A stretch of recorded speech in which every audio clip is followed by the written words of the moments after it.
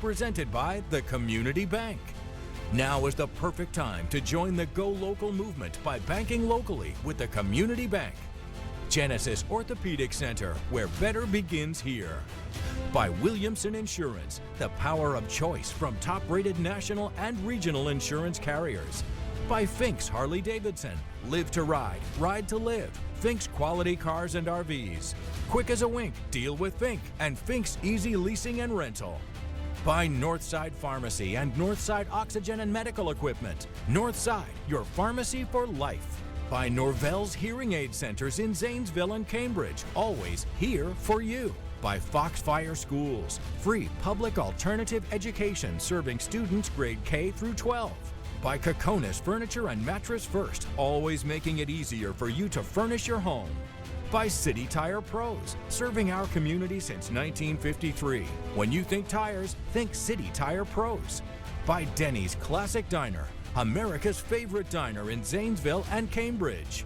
Scoreboards are provided by the Finks family of motor vehicles and services, with instant replay brought to you by the Ohio Educational Credit Union and the Halftime Show presented by CA House Music.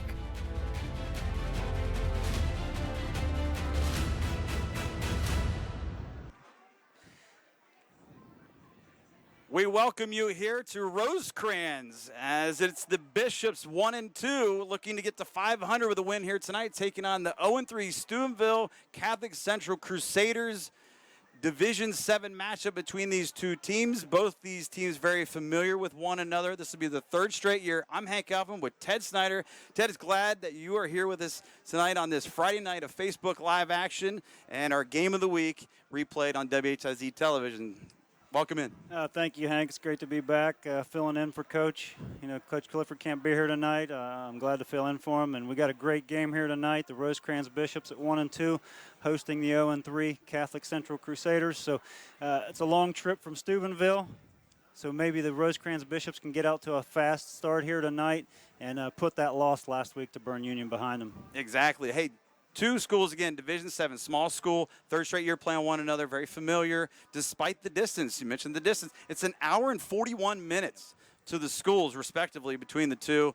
And Steubenville came this way. The last 2 years, both Bishops' losses, they had to go over to Steubenville, so they try to exact revenge here tonight on the Crusaders. The Crusaders looking for their first win. First-year head coach Eric Meek trying to get the job done. Very familiar in the coaching ranks. He's been doing it for decades on end, going back to the 90s. More on that in a moment.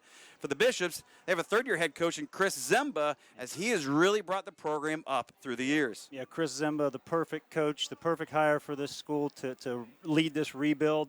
You know, just 3 years ago, they couldn't even field an 11-on-11 team. They had to play 8-on-8 football, just 13 on the roster. Now the participation rate way up, 31 players on this roster, and they got big expectations this year. They expect to be a playoff team. I think they'll be a playoff team. And not only could they be a playoff team, they might be able to host a playoff game here on this field. But it starts here tonight. They're going to have to put a complete game together. Last week against Bern Union, they had a 15-14 lead at the beginning of the third quarter, and the game just got away from them. So that's the learning curve that this Bishops team is going through right now, how to put a complete game together against a great football team. And that starts here tonight, just week 4. A lot of football left to be played this season. So they got a great opportunity here tonight. They really do. The opener, Rosecrans, a few weeks back on August 19th, they lost 52-20 to Sciotoville East. Week 2 was a win on August 26th over Millersport. Took care of business handily, 47-8. Mentioned what happened last week. Couldn't get the job done after having that lead at 15-14 as they look to get back on the winning track here tonight.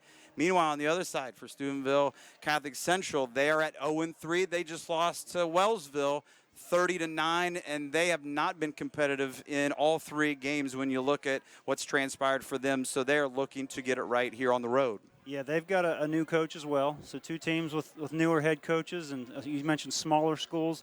These teams have a lot in common. They're familiar with one another, played the last 2 seasons, but you mentioned this is the first time Steubenville's made the trip here to Zanesville. So let's see if Rosecrans can capitalize on that, this home field advantage.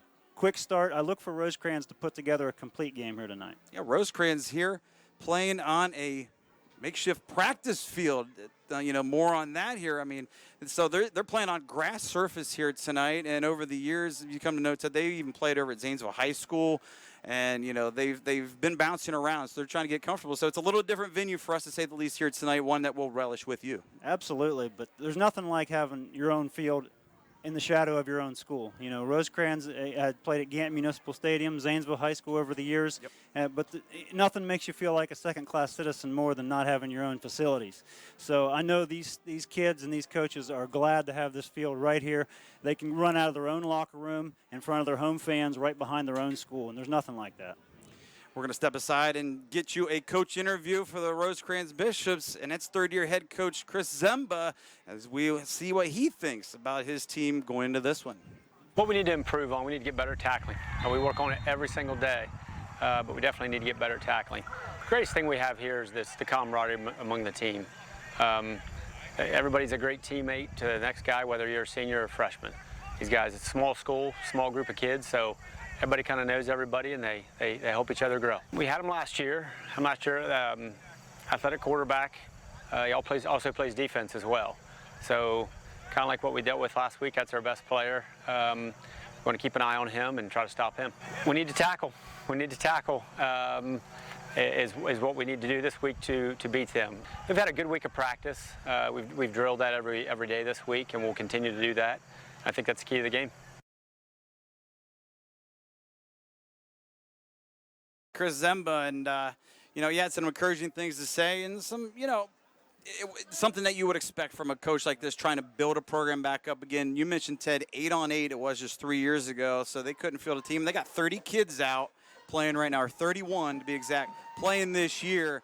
So this is turning out to be a good situation now for him at the head helm. Yeah, and Chris Zemba is the perfect guy for this job because he's a 1993 Rosecrans grad, played here for legendary coach Whit Parks. So they wanted a coach who understood, what their expectations were, what their culture was here, and no one better than Chris Zemba. And he's really got these kids understanding that success isn't always measured in wins and losses.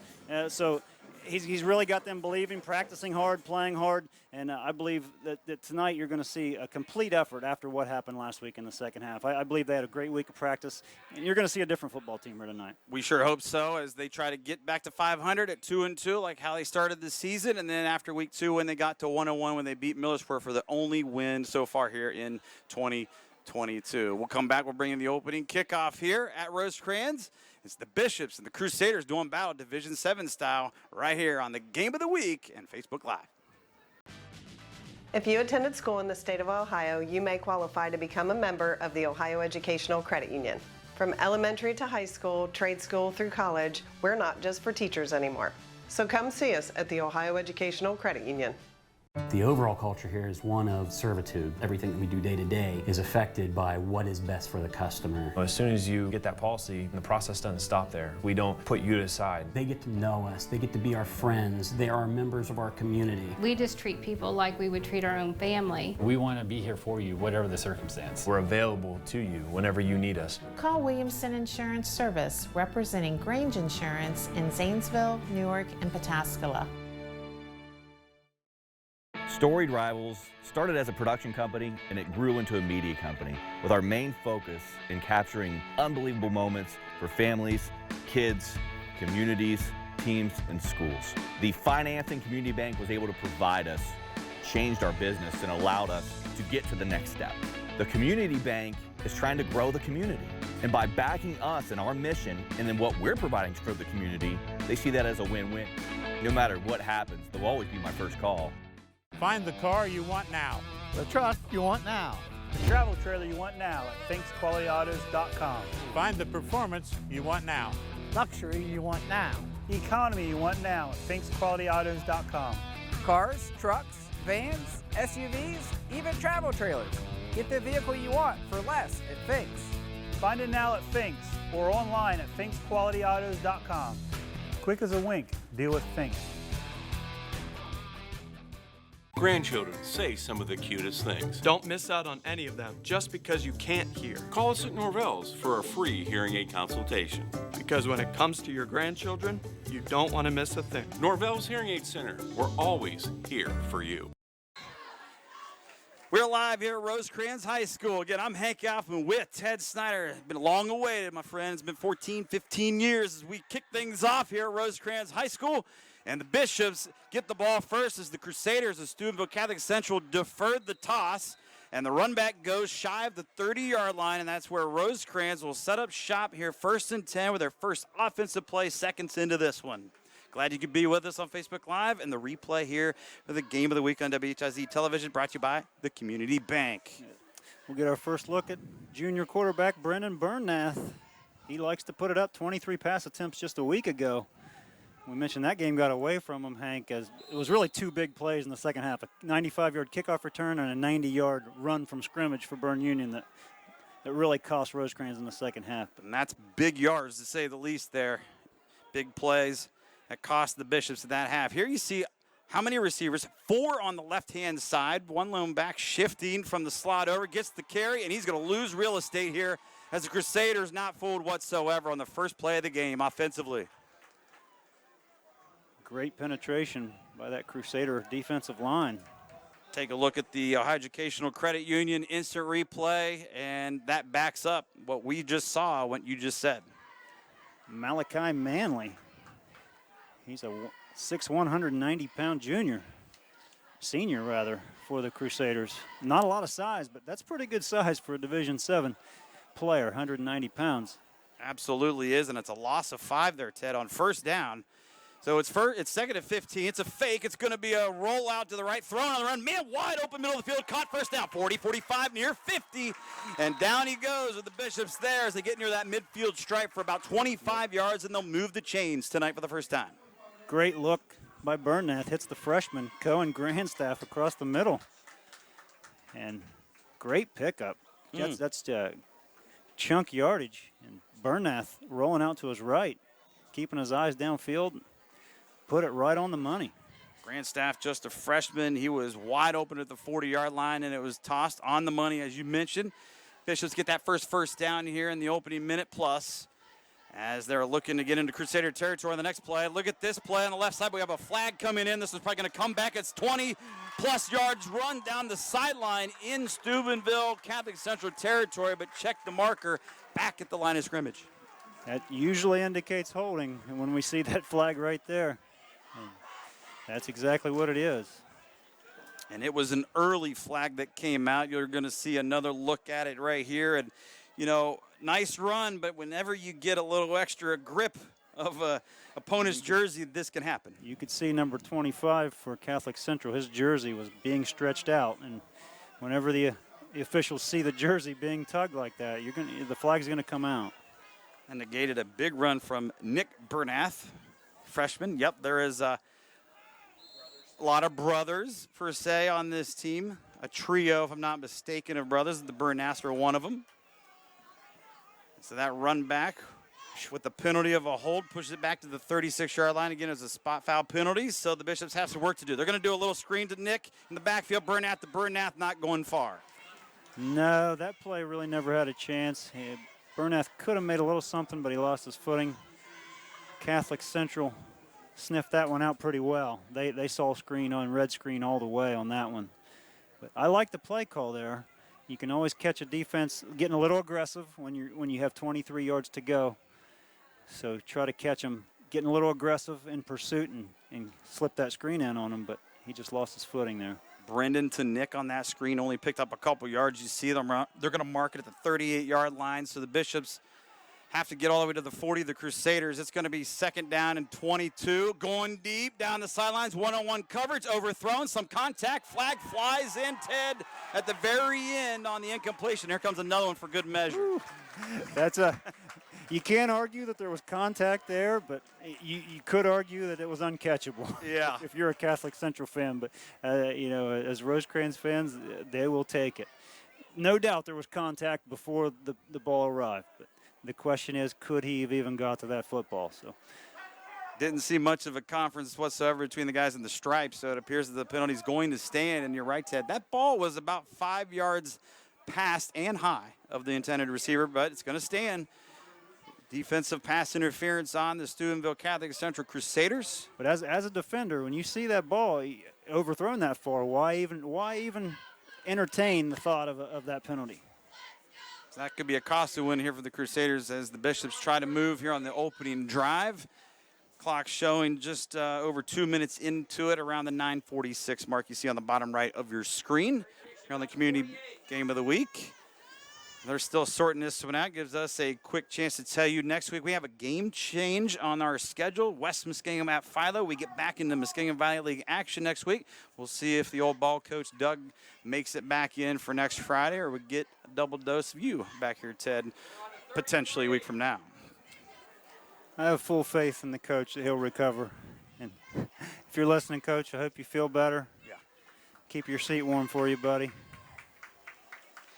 And so they finally marked this one off here, Ted, as it will be in Crusader territory. Put down at the 47-yard line with the pigskin. Still remains, well, it will be an automatic first down here where they will move the chains on the far sideline from us. So far, kind of what you would anticipate, maybe still for an early season game and two teams in the early going, feeling each other out, penalties on both sides. Both these teams are young and trying to reach the playoffs again, places they haven't been for 4 or 5 years. So both these teams have struggled to stop opposing offenses through the first 3 weeks. So like you said, no surprise we're seeing Rosecrans really having not much trouble moving the football. 2 costly penalties, but they've made up for those penalties with the way they've been able to throw the football. Yeah, this drive started back on their own 30-yard line, and let's see if we'll get a play to run here in just a moment. We have more whistles, stoppage of action down on the field at the moment. And, you know, you mentioned it 4 or 5 years. That's true. It has been since 2017, the last winning season for Rosecrans. They went 8-2 during the season, got bounced in the playoffs that year as they finished 8-3. Steubenville Central Catholic, last winning season was, Catholic Central, was 2018, so 4 years ago for them. They were 7-3 and got bounced in the playoffs by champion Kirtland in D6. Now it's D7, and it's intercepted off the deflection. Bishop should have had that football. The receiver couldn't hang on. We have more markers on the field, however, to see if this INT stands. I didn't see that. What the penalty is here, they're pointing at Catholic Central. The initial indication is this is against the Crusaders. And that would be a huge break for Rosecrans. No, it's illegal, man. Oh, it's going to be offsetting here, Hank. Ooh. Well, it's a break for the Bishops, no less, for offsetting. And so they'll replay that down. And they're calling pass interference on the Crusaders and ineligible downfield against Rosecrans. Offsetting, replay the down. What a break for Rosecrans. Wow, and that takes away an impressive interception downfield by the sophomore defensive back, 6'1", 155-pounder Tommy Purgie for the Crusaders. It was a very athletic catch he made to intercept that football. And so we will just line them back up and replay the down right here at the couple of breaks early Rosecrans has gotten. You need to capitalize on these. It's a handoff, Bernath to Bernath. You're going to hear that a lot tonight. A little bit of a gain of a couple crossing the 45 near the 44, so maybe give them 3 with the progress. Take a look at the replay here. You're going to get a lot of that here tonight as well, brought to you by the Ohio Educational Credit Union. Again, Crusaders looking for their first win here tonight. They are 0-3. Bishops 1-2. They have alternated losses with wins so far through the first month of their season. Third down. Call it 7. Got to get to the Crusader 37-yard line to extend it here, but you're thinking maybe, Ted, if they don't pick it up, you're in 4-down territory. All depends on this play. Here's a fake, and then they go back left side with the screen. It's well blocked and executed. First down and more down the sidelines, and a first down for the Bishops and Bernath as Nick will take it out just shy of the red zone. Excellent play call and excellent execution right there. You got to love the way that Brennan Bernath commands this offense. He really sold that as a play to the right side of the field, and then he knew he was coming back to his brother the whole time, and that screenplay was wide open on the left side of the field, and he had space for days to run down the left sideline. Work to perfection. They'll place it down at the 24-yard line. That was a gain of 20 on that screenplay on 3rd and 7. Bishops looking to extend it into a scoring drive here as he was out of bounds, stopping the clock at the 8:49 mark, and it's up the chute for a short gain as the Bishops try to get the ground game going. Last year in defeat, to Steubenville Catholic Central, 24-13. The Bishops only had 127 total yards, 45 on the ground, 82 in the air. That was senior Weston Hartman on the carry there. I don't know that he carries the ball much, as it's mostly Zimba and Bernath, the two freshmen. So I think they might be trying to get some more size and experience in the backfield by handing the ball to Hartman there, as he's mainly a wide receiver in this offense. So after another short gain of 3, it's 2nd and 7, and the Crusaders, the Cadence got them to jump off sides, it appears here. So 5 freebies coming up for the Bishops, getting them closer to a 2nd and short. You know, you mentioned Zimba. Brody Zimba is a freshman back, wears number 25, son of the coach, Chris Zimba. So throw that out there. So another correlation. You don't have brother and brother out there, but you have coach and son. Yeah, absolutely. And not only that, you know, Chris Zimba has made some key hires on his coaching staff, ex-players Tucker Zimba and Aaron Gelkin. So, you know, they're really keeping it all in the family here at Rosecrans, and I have a feeling they're going to start to produce results in terms of wins real soon. 2nd down and 2, back to the ground attack, and it's going to be close. Probably just short by about a yard, so the Bishops will face 3rd down and short. The Crusaders not fooled there, looking for that run. It's still in a short yardage situation if you're Rosecrans, 3rd and 1, which gives you many, many options. And don't be surprised to see the Bishops toss a screen pass on a 3rd and 1. And they've shown that they're comfortable and confident in doing so. Yeah, they've been successful here at the outset.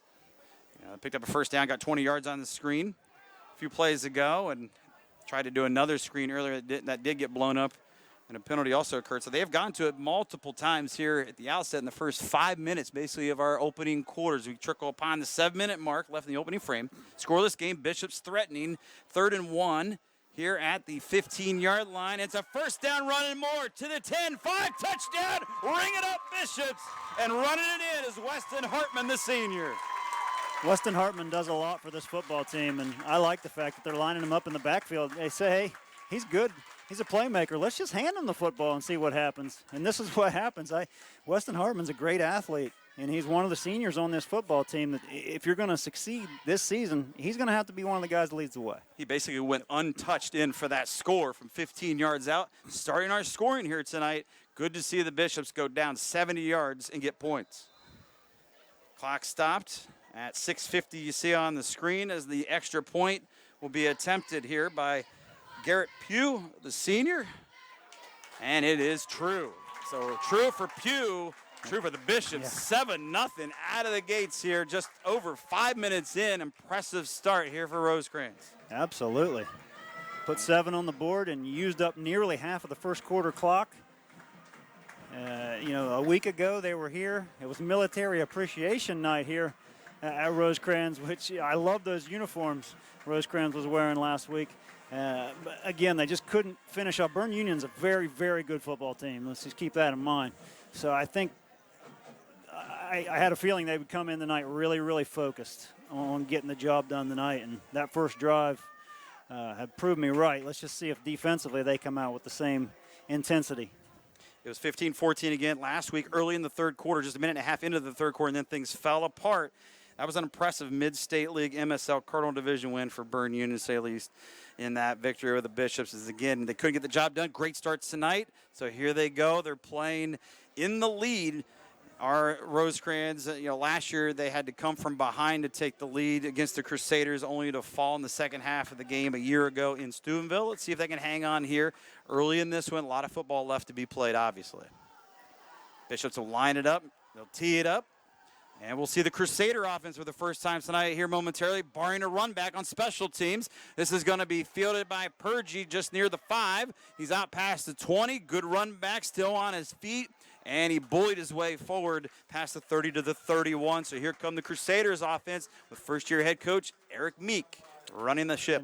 And Eric Meek's got a fine resume himself, Hank. You mentioned a little bit of it in the pregame, but he won a state championship in the state of West Virginia. That just doesn't happen by accident. If you win a state championship, regardless of the state, regardless of the division, you know what you're doing. So he took this job for a reason. He saw something in this program that interested him, that piqued his curiosity and imagination. So we'll see if he can get it done here. he was a coach, head coach in Toronto, which is nearby. This is all over on the eastern side of the stage. You get close to the West Virginia border, not familiar with Steubenville and vicinity over there. He was there for 7 years, from 2010, 2017. You mentioned his West Virginia stop, Class AA championship there in Weir, West Virginia, where he coached from 2005 to 2008. He won the title there in 2005. Track record, he was coaching over at Wellsville from 1995 to 2002. He lost to Wellsville last week in a matchup with his former school that he coached years back, as mentioned. It was 30-9 in the defeat. And then before that, he was a graduate assistant at Youngstown State under Jim Tressel, so he goes back a ways with his coaching tree. A player for Tressel, I believe, at Youngstown State. 89 to 93 or something, I believe, 88 to 92, something like that. Yeah. But it's just a great pedigree to have, great resume for playing and coaching. That's a great resume to have. No doubt about it, as he tries to get his first win here for the Crusaders on the road tonight. They're going to go back to pass. Downfield, he had a man, and it's Purgie off his fingertips. And then a flag comes in. So Tommy Purgie's got good height at 6'1". Couldn't corral it, but here you got Rosecrans guilty. It's a tough call for Rosecrans, but it looked like Cohen Grandstaff, number 7, it looked like, was holding the arm down. Double coverage there near the Bishop 42, as you see the replay. Couldn't tell which number, but somebody was holding the arm down. He was unable to get both of his arms up to make a play on that football.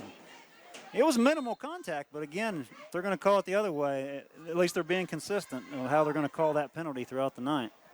And at quarterback is 6'1", 185-pound senior Andrew Dorsey, and he quickly throws to the left side, and it's incomplete to Tyler Ialentai, as we will try to say these names as best and smoothly as possible here on the visiting Crusaders side. Yeah, we're not as familiar with this team and their players, so you might have to bear with us for these.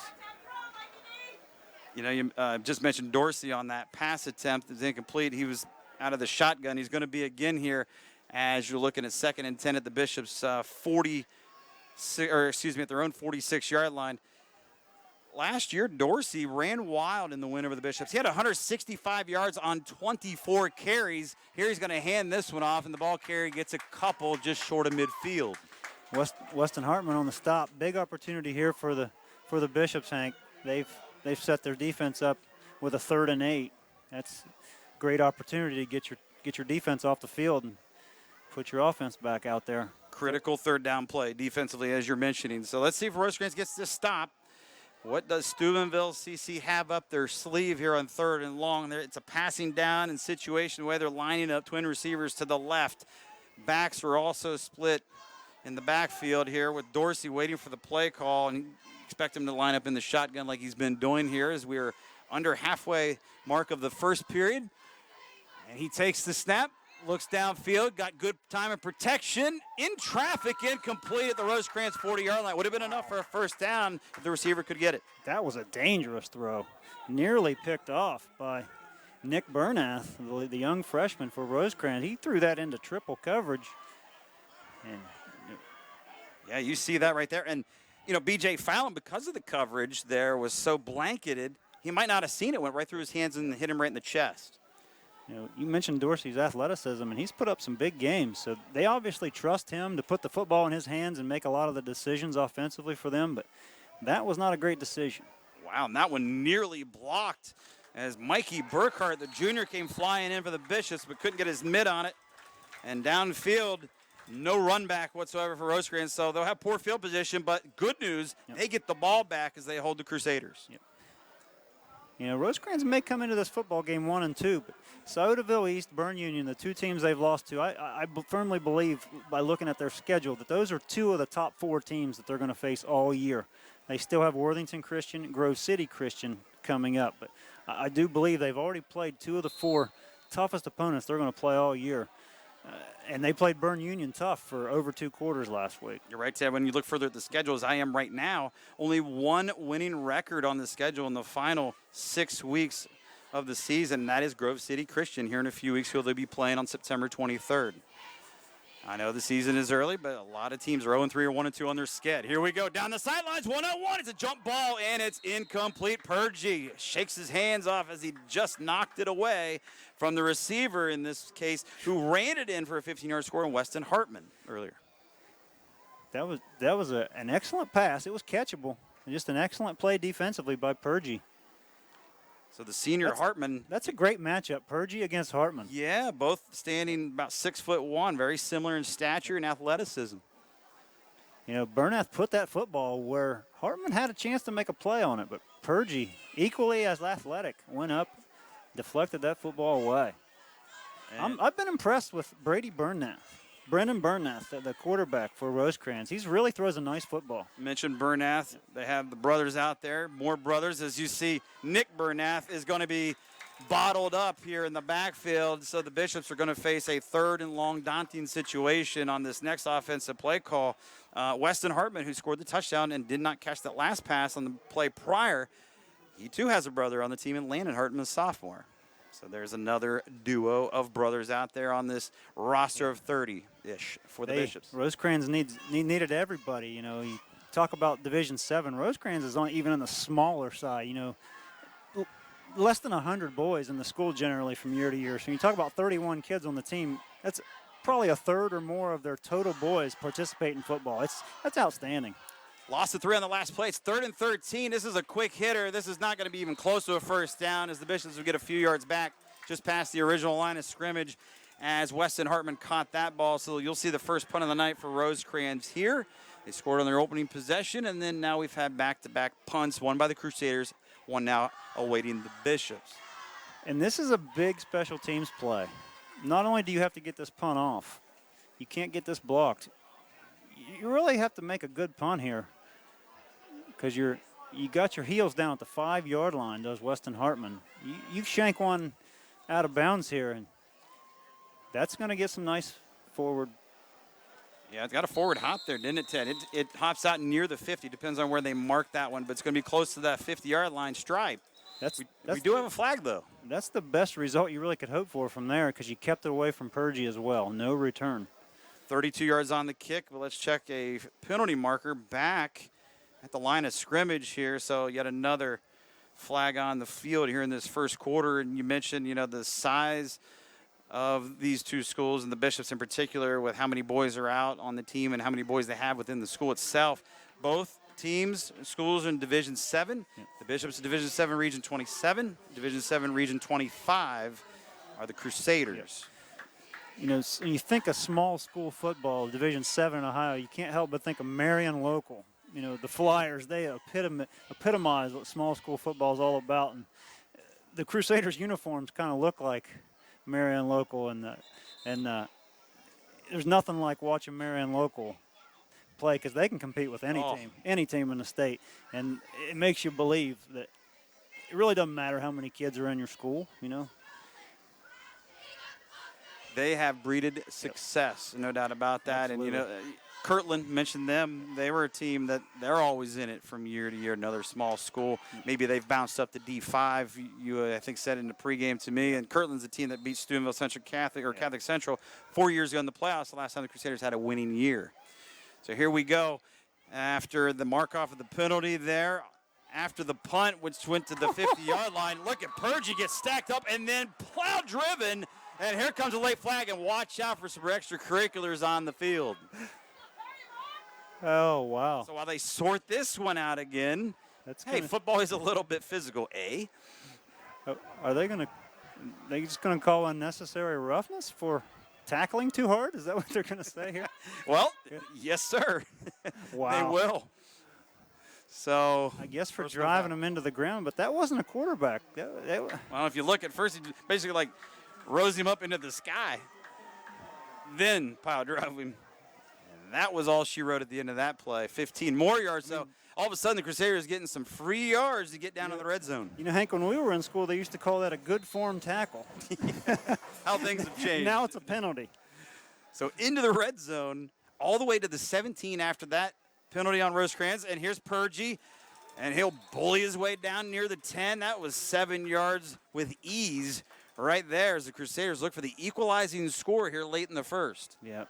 A 15-yard penalty never helps your cause defensively when you're trying to hold your opponent from creeping inside the red zone. So Purgie, they'll mark him down there at the 12, actually with the knee, 5 yards there, half the yardage needed to continue moving the chains, and as they get close to putting the score in, thanks to the Bishops going 3 and out, and then a couple of big penalties.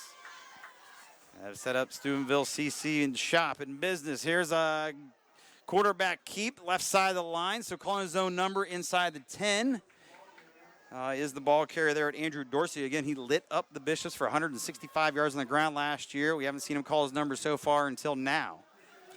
I'm not sure what their kicking situation is, but I would assume this is 4-down territory inside the 10, 3rd and 2. I would imagine they got 2 downs to get these 2 yards. I wouldn't imagine they would be kicking field goals, but you never know. Some high school teams have great kickers, and will take the points when you give them to them. But yeah, and you know, last week, Ted Duggan and I saw a 35-yard field goal with ease by Riverview, and that thing cleared 45, 50 yards with the foot. So we had a good kick last week. Maybe we get one here. Maybe we don't. We have a couple backs split the backfield. Receivers also split one each direction. And again, Dorsey just following his lead blockers and his line up front and gets very close to the goal line, just short. But he's going to make it a 1st and go over the Crusaders. Sure is. Now Rosecrans is really up against it. 1st and goal inside. I mean, they're down at the 2-yard line.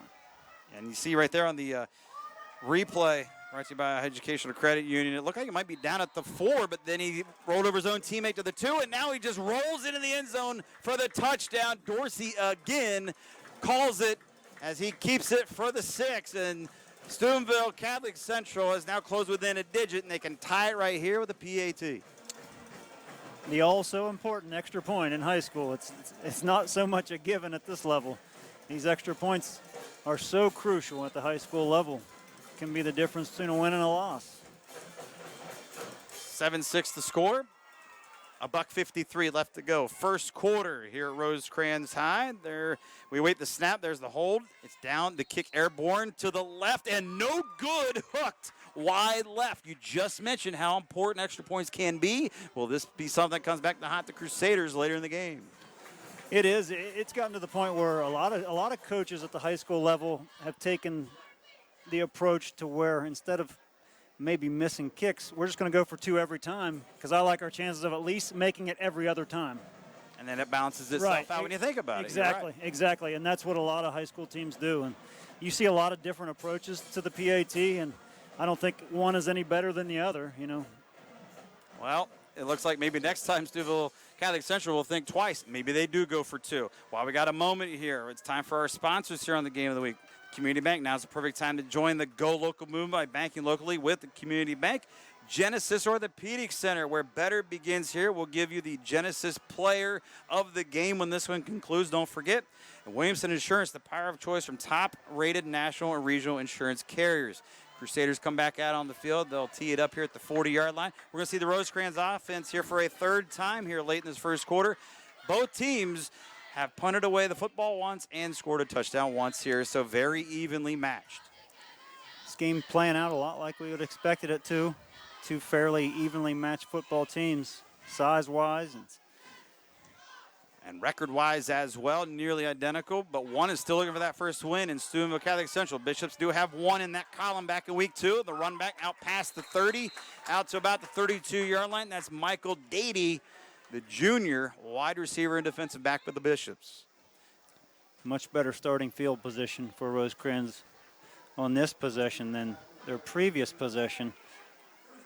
Now let's see if they can get something going on 1st and 2nd down.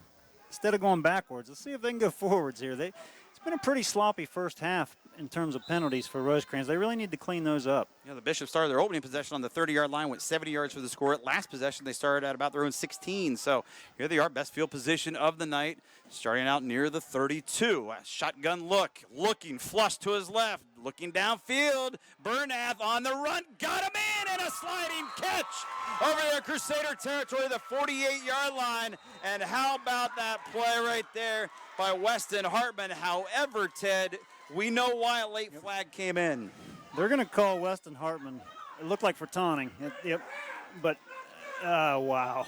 Very touchy and dicey, but hey, at this level, because he didn't sportsmanship, right? He did not taunt towards the defender. He looked at his own teammates. He was it was more of a celebratory than taunting the other team. You could say ticky-tack. Yeah. Here you go. Type of foul penalty called on the Bishop. I have no problem with them calling taunting penalties on high school students, but that was not a taunting. I mean, and we're going to get another look at this, hopefully, at the tail end of this replay. As you see, Bernath buying time with the pressure coming. Look downfield here, and the sliding catch. Watch right here. There it is. That's it. With the palm down. That's it. And that's what they called. He wasn't showing up the defender. He looked at his teammates, because that was a beautiful pass and catch from Bernath to Hartman. Well done, no doubt about it. You're rolling left, you're following your quarterback short side of the field, and you make that play in stride. Yeah, rolling to your left as a right-handed thrower, and then being able to throw that so accurately. It's down to where only Hartman could get that football, and then he makes a nice sliding grab. So what could have been for the Bishops over in Crusader territory up near the 48-yard line would have been a 20-yard reception and play downfield, all for naught. Good news is it's still a first down. Bad news is they really only netted 7 yards. Yeah, they'll place it down at the 38-yard line technically here of the Bishops. So shotgun look again, one lone back to the right. Bernath boys there. Check that. That's going to be a different back in the backfield. That was Lynch to his right, and here's a pass just getting out and off to avoid a sack was Brendan Bernath as he gets helped up off the field here, and we have flags late again. You know, it's been plenty of dirty laundry here in this opening quarter. So you take another look. He had no time, and he just flung that one out to the sideline. Yeah, they're even going to get a holding penalty on Rosecrans. So if they got back there that quickly with a holding penalty, imagine. The O-line's going to need to take another look at some things and make some adjustments, eh? You know, Bernath made some great throws tonight, but most of them have been on the move. Rolling right, rolling left, moving forward. He hasn't really had a nice clean pocket where he can make his 3-step or 5-step drop, set his back foot, and throw. And he has shown his athleticism and his ability, what he can do on the run there, too, when flushed and pressured. Let's see what he does here for an encore on only 1st and 28 after the Bishops continue to go backwards. Here's a fake, screen setup, got him in, and Nick Bernath, the Bernath boys, blocking upfield, and nice cut, and a couple of missed tackles initially, finally taken down at about the 34-yard line, finished off by the Crusaders' Andrew Dorsey on the defensive side. Another screen play. That's been by far their most successful plays tonight. They get the motion, and the eyeballs work in one direction, and they screen back the other way, and they've hit them on that 3 or 4 times here in this first half. And that was a nice 14-yard gain on 1st and 28 to set them up, get them back in a second and manageable. 2nd and 14, got half the yards back. And let's see, the Bishops appear to at least have one more play in them here in this first quarter. We're under 40 seconds left to go. And a 1-point Bishop lead you see at the bottom here at Rosecrans High, 7-6. And the Crusaders have had the Bishops number the last 2 years, trying to stop that of the Bishops tonight. And it's a fake, and nobody home out there in the right flat near the sidelines. Just, again, one of those plays, Ted, where he is facing some extreme pressure and just had to release it. Yeah, I didn't really see a receiver in that area either. So he's very fortunate. The Crusader defender didn't come up with that football. It was. And I think you're right. I didn't see one either. They're fortunate. He just threw it up for grabs. And there wasn't anybody initially in the area at all, but a couple of Crusader defenders closed in on it at the end.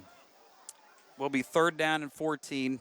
Passing down situation for the Bishops. They got to get to their own 48-yard line here. 22.7 seconds left on our clock. You'll see 23 on the bottom of the screen. You'll see also a timeout now called on the field by the winning Bishops here, up by a point at 7-6. We'll stay here as we are on the tail end of the first quarter. And time for more sponsors, if you will. Fink's Harley-Davidson, live to ride, ride to live. Fink's Quality Cars and RVs, quick as a wink. Deal with Fink. And Fink's Easy Leasing and Rental. Northside Pharmacy and Northside Oxygen and Medical Equipment. Northside, your pharmacy for life. And Norvell's Hearing Aid Centers in both Zanesville and Cambridge. Always here for you. We're always here for you on the Game of the Week, the Community Bank Game of the Week here on WHIZ Television. Doug Clifford in absentia tonight. Get well, my friend. Ted Snyder, my friend basically for life, going back to our adolescence years. I'm glad to have you back in it here tonight with me. Again, we were calling games back on WHIZ radio when it was 102.5 in the first decade of the millennium. Welcome back. It's been about 15 years, man. That's right. It's been a while. Some good times back then, and continues all the names that we've seen. A lot of long travels, a lot of long travels to playoff games, but it was all worth it, But eventually you got to pass that baton on to the younger guys. Yeah, you also have some ties to Rosecrans if you want to talk about that eventually at some point in time. But right now, back to action on the run and a deflection downfield. That prevented a potential catch over there on a first down as the intended target was Eden Lynch as he laid out for it, but the Crusaders stop it. Again, Bernath on the run with a good throw. Nearly floated that one just over the outstretched arm of that defender. Just able to tip that one incomplete. And that'll stop the clock here with 15 seconds left, so Rosecrans going to have to boot it away again. They've kind of abandoned the run, Rosecrans, and you can't ever just completely abandon the running game. Yeah, they're going to have to get back to that here in the second quarter and when they get the football back. Try to establish. Weston Hartman showed that he could make some catches. Yeah. Unfortunately, it was called back due to a penalty with Tani. And then look at who's got some athleticism on the far side. This is Purgie on the short side of the field, bowls over a would-be tackler, but he ran out of real estate on that far side out of bounds. Nice run back for Steubenville Catholic Central, and the final ticks remain in the quarter. You see the punt on the replay. It was a low kick. It did drive Purgie back, but he was able to field it cleanly and then just look a little hop step and let's kick it into gear for a nice run back. Yeah, it's obvious through one quarter, Purgie and Dorsey are the two guys for Catholic Central that you want to key on. If you want any chance on stopping this football team, those are the two guys that they're going to play through. We'll see what they'll do for a final play of the first quarter here. A 1-point Rosecrans lead at 7-6 as they cling to it. As last time the Crusaders had the ball, they worked with a short field, only had to go 35 yards due to the Bishop's punt and penalty that set them up. And a couple plays later, they banged it in with a Dorsey run from 2 yards out. Must have had a 15-yard penalty of some sort there, Hank. We missed. And they marked it down at the 35 of the Crusaders, and they'll come out swinging on the ground with a nice 7-yard chunk play to end the quarter. And so 1 quarter, 12 minutes in the books, the Bishops have a 1-point lead at 7-6. And we'll come back. We'll flip the script to quarter number 2, and we'll see if Rosecrans can hang on here. As, again, we're only a fourth of the way into this one on the Community Bank Game of the Week. Back with the next 12 after this. When it comes to your health and well-being, everyone can use a helping hand. That's why Northside Pharmacy goes the extra mile to safeguard your health and wellness. From advice on proper use of your medications to keeping our community safe, we've got you covered. Day or night. Northside, your pharmacy for life. Don and Sue started in 1972. It's been around a long time, just a good pizza. We want to keep it going. A lot of the families come in with their kids after the YMCA games, after North Catholic games, after North Wildcat games, scoreboards and all the old Volkswagens, and it's just a neat atmosphere here. The community bank has helped me so much with not even only this purchase. I started a relationship with Jim Holman there a couple years ago. He is in here all the time. He knew this would work, and that's why they weren't nervous at all to jump right in and give us a loan. You don't have to be a full-time athlete to experience muscle, joint, or ligament issues. Injuries happen every day. Fortunately, the sports medicine team at Genesis is here to help. With expertise across a variety of musculoskeletal injuries and procedures, the latest technology in an office setting, and all the support of Genesis Healthcare System, we'll help you get back to whatever is most important in your life. Better begins here. Start your path to better at GenesisHCS.org. If you attended school in the state of Ohio, you may qualify to become a member of the Ohio Educational Credit Union. From elementary to high school, trade school through college, we're not just for teachers anymore. So come see us at the Ohio Educational Credit Union. Mom, softball's over. What am I going to do next? School's about to start. Why don't we try band? I'm going into the 5th grade this year, and I think I want to do band. Awesome. Let's see which instrument fits you best.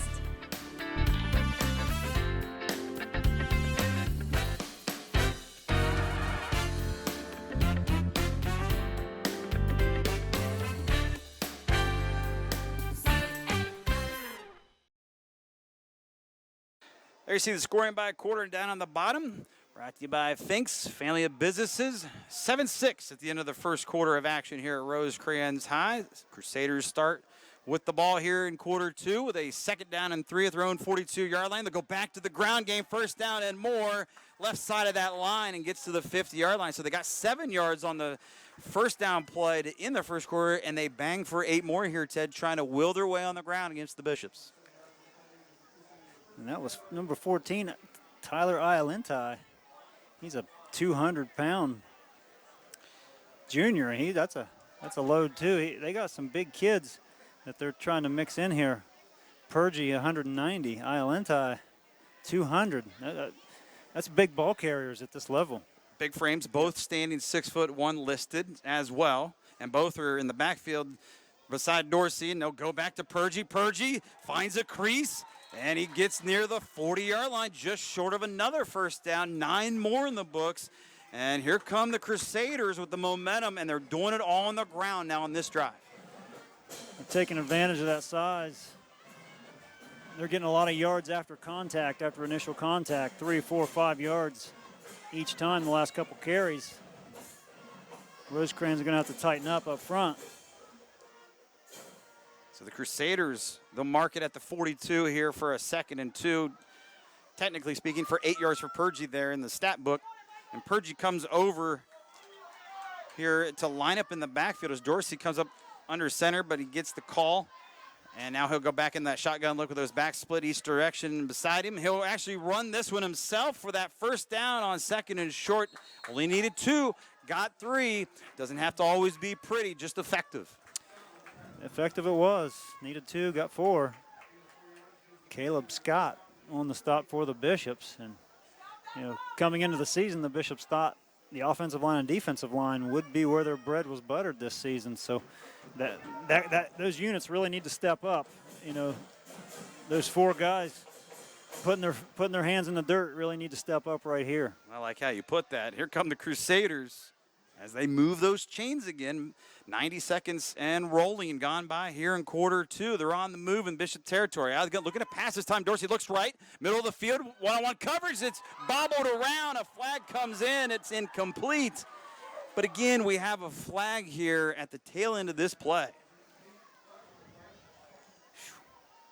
And it is interference on the defense and the Bishops, and this is only going to help Catholic Central. You're going to get a look at this. Get a closer look at this. Look like just good, tight coverage. I mean, that's pretty questionable. Yep. Bang, bang, if you will.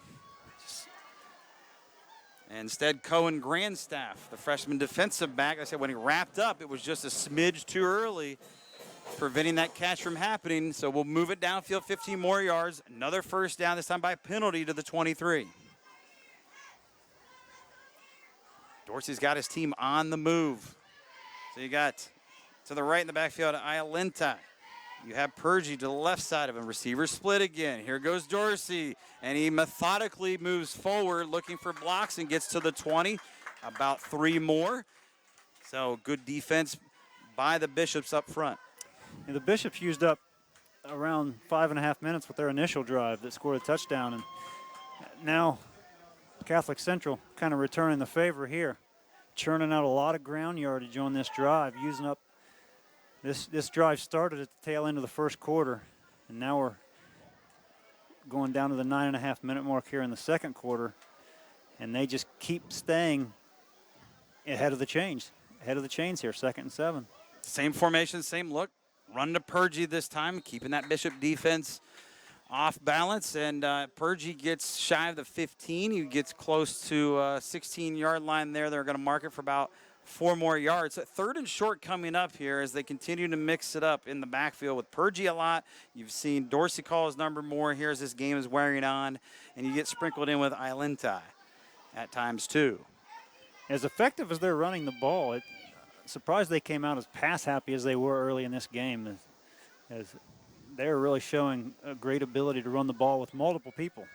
B.J. Fallon, wide left, receiver split. Here goes a big run. This is Iolentai. So, again, they mix it up, and it's a first down on 3rd and short. They're going to mark it at about the 10-yard line. Depends upon the spot if this will be a 1st and goal. But regardless how they put the chains down, Ted, this Crusader team making it look real easy, basically all on the ground with the help of a pass interference penalty. They sure are.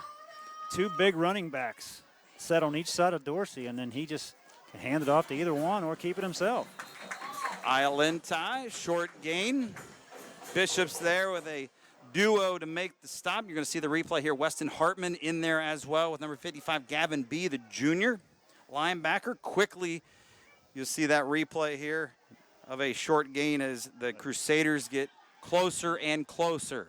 But they did miss that PAT, so you got to think, are they really going to realistically attempt field goals even when they get down close? So you got to pay these off. Rosecrans, all they got to do is come up with a stop here and get the football back. You know, you can gain all the yards you want, but if you don't pay it off. And get those points. Right.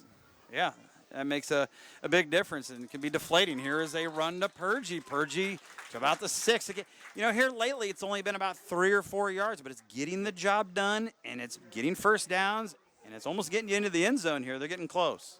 They are. They're down around the 5-6 yard line right now. Big call here on 3rd down. It is 3rd and goal. It is 3rd and goal. So you don't cash in. Do you go for it on that 4th down? Do you try that field goal? Depends upon how this play shakes and bakes. Dorsey looking for the play call over on the sideline. First-year head coach Eric Meek. Same look as we've seen. Now you have twin receivers, though, on the short side of the field to the left here in Fallon and DeCarlo. Let's see if they try to go to the air. They might here. Yep, they will. Quick pass. And getting a touchdown is Purges. He'll walk in with a spin at the end for good measure. And the Crusaders have their first lead of the night. Pretty good play call. Purgie went in motion out of the backfield. No one went with him. You can see number 9 for Rosecrans, Brendan Bernath, tried to come up from a safety position. There's no space to come up and make that play. There's no time. As soon as they sent him in motion, somebody would have had to follow him in motion, and nobody did. 65-yard drive by Steubenville Catholic Central this time around to take the lead here at 12-7 at the 7:07 mark. They're going to line up and go for that 2-point conversion due to the missed PAT, and they're not going to get it as they were thwarted by a trio or a quintuplet, you could say, even there at the end of Bishop tacklers. And that could be huge. That could be huge. You know, PATs mean everything in high school football, and you just never know how those points could come back to haunt this Crusaders team. Still plenty of time left in this first half. Rosecrans needs to regroup, and like I said, they abandoned the run a little bit since their initial drive, and I'd like to see them get back. Weston Hartman, typically a receiver, showed some great running ability out of the backfield on their only score. So wouldn't be surprised to see number 11 in the backfield on this drive. It'll be interesting to see what Crescemba dials up here as they get the ball back. They've punted the last 2 times, come up empty on offense after an opening drive score of 70 yards back in the first quarter at the midway point of 6:50 when they scored on the clock there in the first quarter to take the lead. Since then, it's been basically Crusaders ever since. So Crusaders have come in here for their first lead now. That capped off the 65-yard scoring drive with that 6-yard pass to Purgie there over on the left side for the score. 2-point conversion failed, so therefore you have an altered score of 12-7 here at Rosecrans High. Mattingly Family Field, oh, by the way, with grass surface, if you haven't already noticed down the field, if you can see through your screen closer. Gotta love the natural grass surface. I know, right? Everybody's rare. Everybody's going to turf. So rare anymore, and it's just, you can see the natural undulations of the ground. You know, the turf surfaces are all just perfectly flat, and these, you know, you can see the little rolls in the ground, the imperfections in the earth. It's perfect. I love the repertoire, the vocabulary you're spitting out too there, Ted. People wouldn't know what you just kind of spit out, but it made sense to me. I totally see what you see down on the field. Here's the run back for the Bishops as they field it at the 20, cross field. So basically going a long way to get 12 yards on this run was Michael Dady again, the junior. So it's another run back for him, 12 yards, and they'll set up at the 32-yard line, much like they had the ball last time around, which did not amount to any points instead of another punt. They've had a lot of success throwing at the Weston Hartman, handing it to Weston Hartman in those screen passes. Bernath to Bernath. Brendan to Nick. Yes, and we've heard that a lot here in this first half. Expect more of the same. Now the Bishops have come out here with a spread look. And you got 5 receivers, including Nick Bernath over on the right slot. 3 receivers, a trio to the left side. Here's a quick pass, receiver screen, and on that little slant, it doesn't get much, but a few up to the 35 make it 3. I'd love to see them let that play develop for another second or two. I just think he threw that a hair early. See, he didn't let the block develop. Number 5, Mikey Burkhart, was trying to block for him, but he couldn't continue to block because he already threw the pass too early. Sometimes you just need that patience, Yes. if you will. You know, you see running backs at times, a lot of times before they hit that hole, they'll do like a little stutter step. And then they take off, and sometimes they are gone. Well, right there, that was needed. Didn't get that block to turn it up, feel more than 3 yards. Here out of the gun, looking to pass on the run, and look at that flip for a first down and more. 45 and the 48-yard line, getting crunched down, but making a first down catch was Skylar Hiddle, the senior for the Bishops. That was just outstanding poise and recognition by the quarterback, Brendan Bernath. He's shown a lot of, he doesn't panic under pressure. He knows what the right play is, and he lets that play develop. It was right there. For a young high school quarterback, it'd have been real easy for him to use his legs and just take off and get what he could get. But he saw that if he could just bait that defender into committing to him, he's going to have an easy first down by throwing that ball to Hiddle. That's exactly what he did. Yes. Baited that defender, and it worked to perfection there for the Bishops for 13 yards on the reception downfield. So they're about to cross over into Crusader territory as they look to try to get the lead back on this trip. Here's a handoff, and it's going to be Nick Bernath, and he's not going to go anywhere off of that carry try. Back to the original line of scrimmage. Plenty of time left to go. You see in the bottom right-hand corner of your screen here on the Community Game of the Week, Community Bank Game of the Week. 12-7, though, the Crusaders have rattled off 12 consecutive for the lead. That was a big first down. Keeps their offense on the field. New set of downs.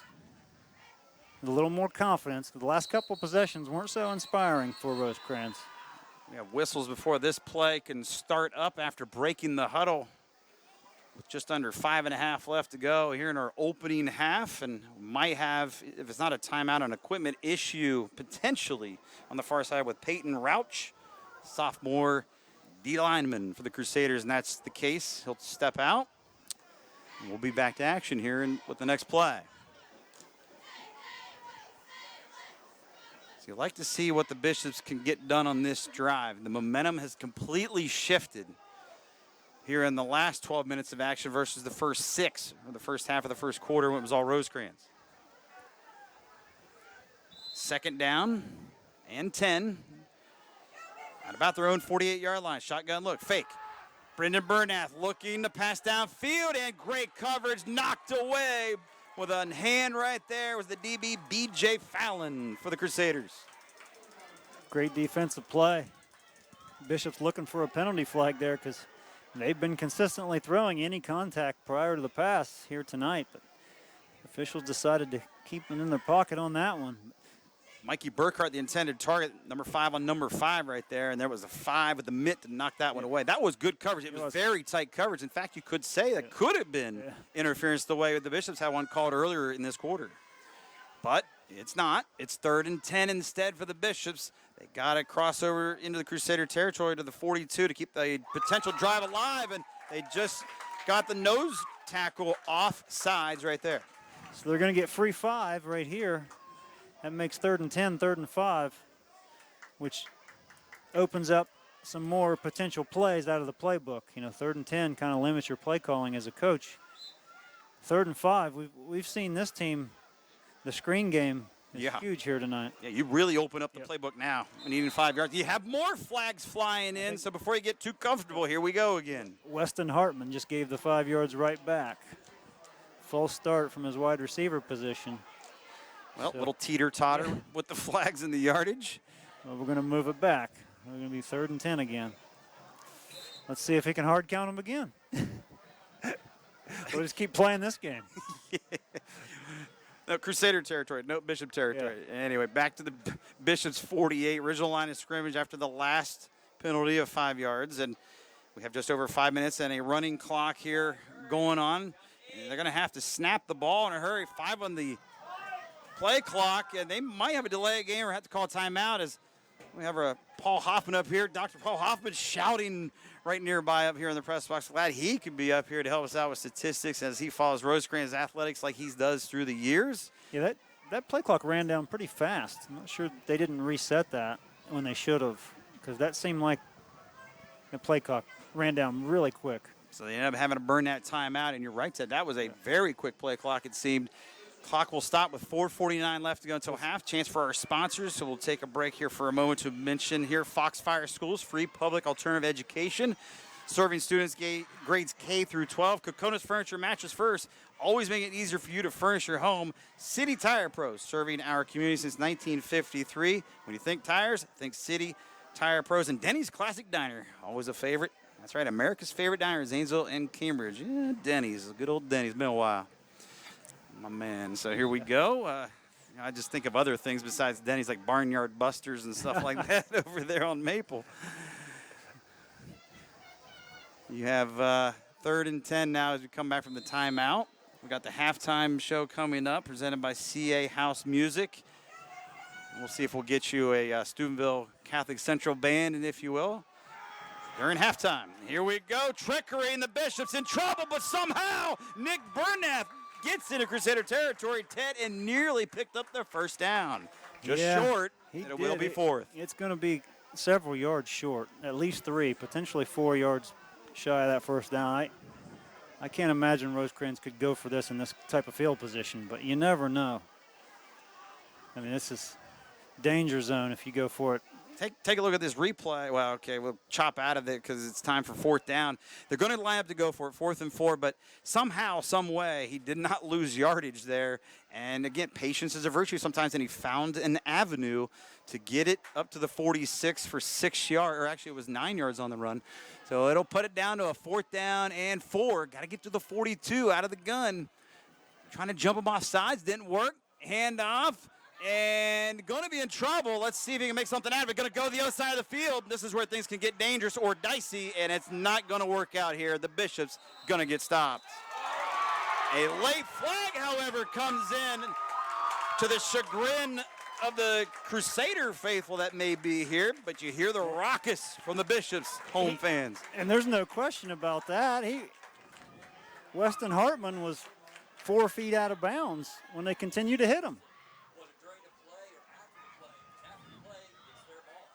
Yeah, so we'll see. This is going to be interesting after the play or during the play. So, you know, you got to keep that in mind here as these officials confer.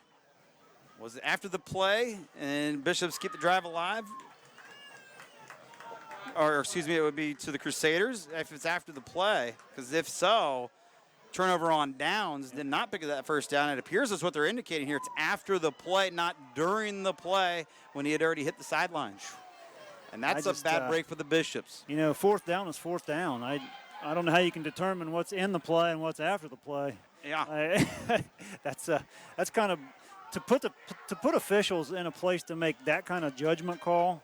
That's not a good spot. It's unfair. It's unfair to the officials. You know, it's either a 15-yard personal foul or it's not, and it's either the team keeps possession or they don't. I think.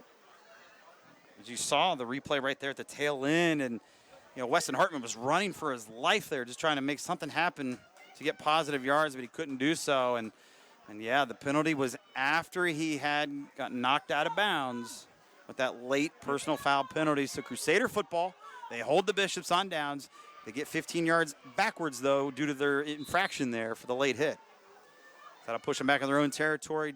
Back at the 34-yard line, chance to add and pad to their lead of 5 right now here in the waning minutes. Here's a screen pass to the receiver out to the right. We have more flags. I think I have not seen so many flags in my life here that I have here tonight in this first half. So we're going to have this one sorted out as making that catch was Ialenta. They're waving this one off. They'll place it to the 40. It was a gain of 6 if it remains and stands. They waved that flag off. Low catch by Iolentai, and so yeah, pick it up. And we'll be second down and about 4, just outside their own 40-yard line. As here comes Dorsey with a play call, and calm, cool, and collected as we come upon the 3-minute mark left of our opening half. You have twin receivers to the left, one lone to the right, and a set back to the left of Dorsey in the backfield. Back to pass, and in trouble, avoids a sack. A shake and bake move, avoids another one. Downfield, Purgie drops the first down catch, and we have markers again in the backfield. And we're going to have holding on Steubenville Catholic Central, which would have negated a Purgie catch regardless, but that football bounced off his chest, so that can instill confidence in the downfield pass to Purgie. He's shown great ability to run the ball. I mean, and it doesn't, and you're right, it doesn't get much easier than that, you would think, for Purgie, or as open as he was. He just dropped that one. It was a good thrown ball, nicely thrown ball with pressure. He said the penalty would have negated that catch had he made it anyway. And so moving backwards again are the Crusaders with the penalty. Second down and 22 at their own 22-yard line. Got to get to the 44. Just over 3 minutes left to go here in this first half from Mattingly Family Field at Rosecrans High School. And Purgie out of the gun, takes it a direct snap run. Not much doing. Bishop's there. 2-3 guys converge for the stop. That was Purgie taking that direct snap. A little trickery going on from Coach Meek. Dorsey has taken every single snap tonight up until then. And so the clock continues to chisel away here, nearing the 2-minute mark. Not in a hurry, the Crusaders, and especially now on 3rd down and 20. If you're the Bishops, you're thinking, hey, we got one timeout in the back pocket. You're probably going to want to burn it here if you get a stop. Yeah, Bishops are in great position. 3rd and 20, still more than 2 minutes left. If they can stop here, call timeout, they're going to have great field position. 4 receivers, 2 each side. Now man in motion, Purgie from right to left. One lone back beside Dorsey. Dorsey looks Purgie's way. He's covered, and he might go down. Let's see if he can get himself out of this. He cannot, as he's in the grasp and taken down for a huge sack and another loss. And a quick timeout by head coach Chris Zemba, just as we expected. Just over 2 minutes to play here, Hank. Bishops are going to get outstanding field position regardless of what happens here. Take care of the football off this kick, as the Crusaders will have to punt it away. As the clock is in the bottom right-hand corner. That's not correct right now. The clock is stopped with 2 minutes and 2 seconds left to go with a timeout on the field. 4th down coming for the Crusaders as they cling to a 12-7 5-point lead. Bishops now have a chance to take the lead. You've been immersed here on the Community Bank Game of the Week with Ted Snyder. I'm Hank Hoffman. Glad you could be a part of our Friday night as well, and obviously I'm happy to have you with me, Ted. Doug Clifford is out tonight. Again, get to feeling better. Hope to see you back a week from Friday as we are trying to play out this matchup here tonight. We go back to the MVL next week for our matchup on our Game of the Week. Schedule change. West End of the Tornadoes at the Fido Electric at Sam Hatfield Stadium. Good-looking matchup on paper. We have some good matchups on paper this week. Yeah, we're getting into the point of the season where the big school MVL teams start playing each other. Small school teams start playing each other. The in-league battles, the in-division battles start happening, and rubber's going to meet the road here in the next few weeks. Rubber surely will meet the road as we are now all the way in week 4. You know, you have Tri-Valley at Maysville tonight. You have Sheridan at Morgan tonight. You have New Lexington at West Muskingum tonight. Just some of the big matchups around the area. As here is the 4th down punt, back to action after the timeout. It's off the side of the foot, a shank, if you will, and this couldn't have gone any better for Coach Zemba's club. Yeah, they have limited time to work with, but they don't have a whole lot of field to cover. As you mentioned, he shanked that punt, and that's what we discussed could happen when you're backed up against in the shadow of your own end zone trying to punt the football. That's always a risk of that right there happening. Now, Rosecrans 30-yard line. They have the football. How bad was it? It was a 14-yard punt off that kick. So 30 yards to go here for the Bishops. You have an opportunistic situation here to take the lead back before the break. Out of the gun is Brendan Bernath looking downfield. He'll just lob this one up. Nobody home. A little miscommunication between his wideout over there on the left side. I don't even see a Rosecrans wideout running a route on that side of the field. So very fortunate, very, very fortunate that there wasn't a defender back there to make a play on that ball. I think he was expecting Hartman to go, the out and up, and he did not go up. And no flag on the play for that one, just to heave downfield near that left pylon in the end zone. 2nd and 10, minute 50. 1 left to go here until the half. As again, same look out of the gun is Brendan Bernath now looking right. He's going to go that way. Got him in, and he got Hartman. Hartman inside the 20, now near the 15-yard line. That's a first down for the Bishops. And clock will stop momentarily while they reset the change. Those 2 plays only took 20 seconds. Now the clock's moving again, just under 140. Plenty of time now for the Bishops. They don't have to rush at all. You can definitely say his favorite receiver is no doubt Weston Hartman. He makes another catch there, 15 yards to the 15. Here we go. Another pass right side, going Hartman's way, off his tips, and Purgie knocks him down with force, and a flag comes out of the back pocket of the zebra stripes. Questionable call, maybe, as maybe feeding off the crowd, Ted. At some point in time, you're allowed to make the contact so the receiver does not make that catch. So Purgie might have a beef, and a good argument here with Coach Meek. Regardless, it's going to be a flag. If nothing else, this crew has been consistent with these personal fouls. They're handing them out. They don't want to leave any player out. They want to make sure every kid goes home with a personal foul penalty tonight. It sure seems that way, doesn't it? 1st and goal, Bishops. They're going to mark it halfway to the goal. At the 7, here's Nick Bernath getting the counter carry to the right from brother Brendan, and not much doing. May have lost a yard. Bishops don't mind if the clock trickles away here. You don't want to give the Crusaders a chance to get the ball back in the final minute if you're able to score too quick. But first off, you got to score, right? I don't think when the scoring happens is on Chris Zemba's mind. He just wants to get this thing in the end zone.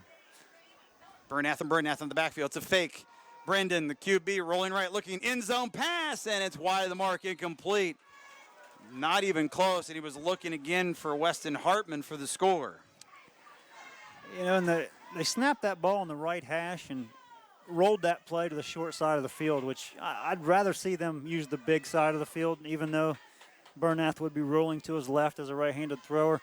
There's still so much more room to operate for Hartman and Bernath to operate in space over there if they do happen to catch the ball short of the end zone. It's so congested when you work the short side of the field. And you're all the way down here at the 7, so that play prior went for no gain, no loss, and that one on the last play incomplete. 3rd and goal, and you're right, Ted. It's very difficult when you have a short field to work with. Here's a fake pass, end zone, got him in, and did he hang on? No. Getting nailed into the end zone, and the helmet even comes off at the end, as it would have been a touchdown reception there from Mikey Burkhart, the junior, but it goes for naught. His bell instead is rung, and the score remains 12-7. Look at the replay here one more time at this. I mean, he got wide open there, but the very end of that one, dangerous hit. Had to reach out and try to make a play on that. If Bernath was just able to put it more on his body, and he probably was able to secure that football.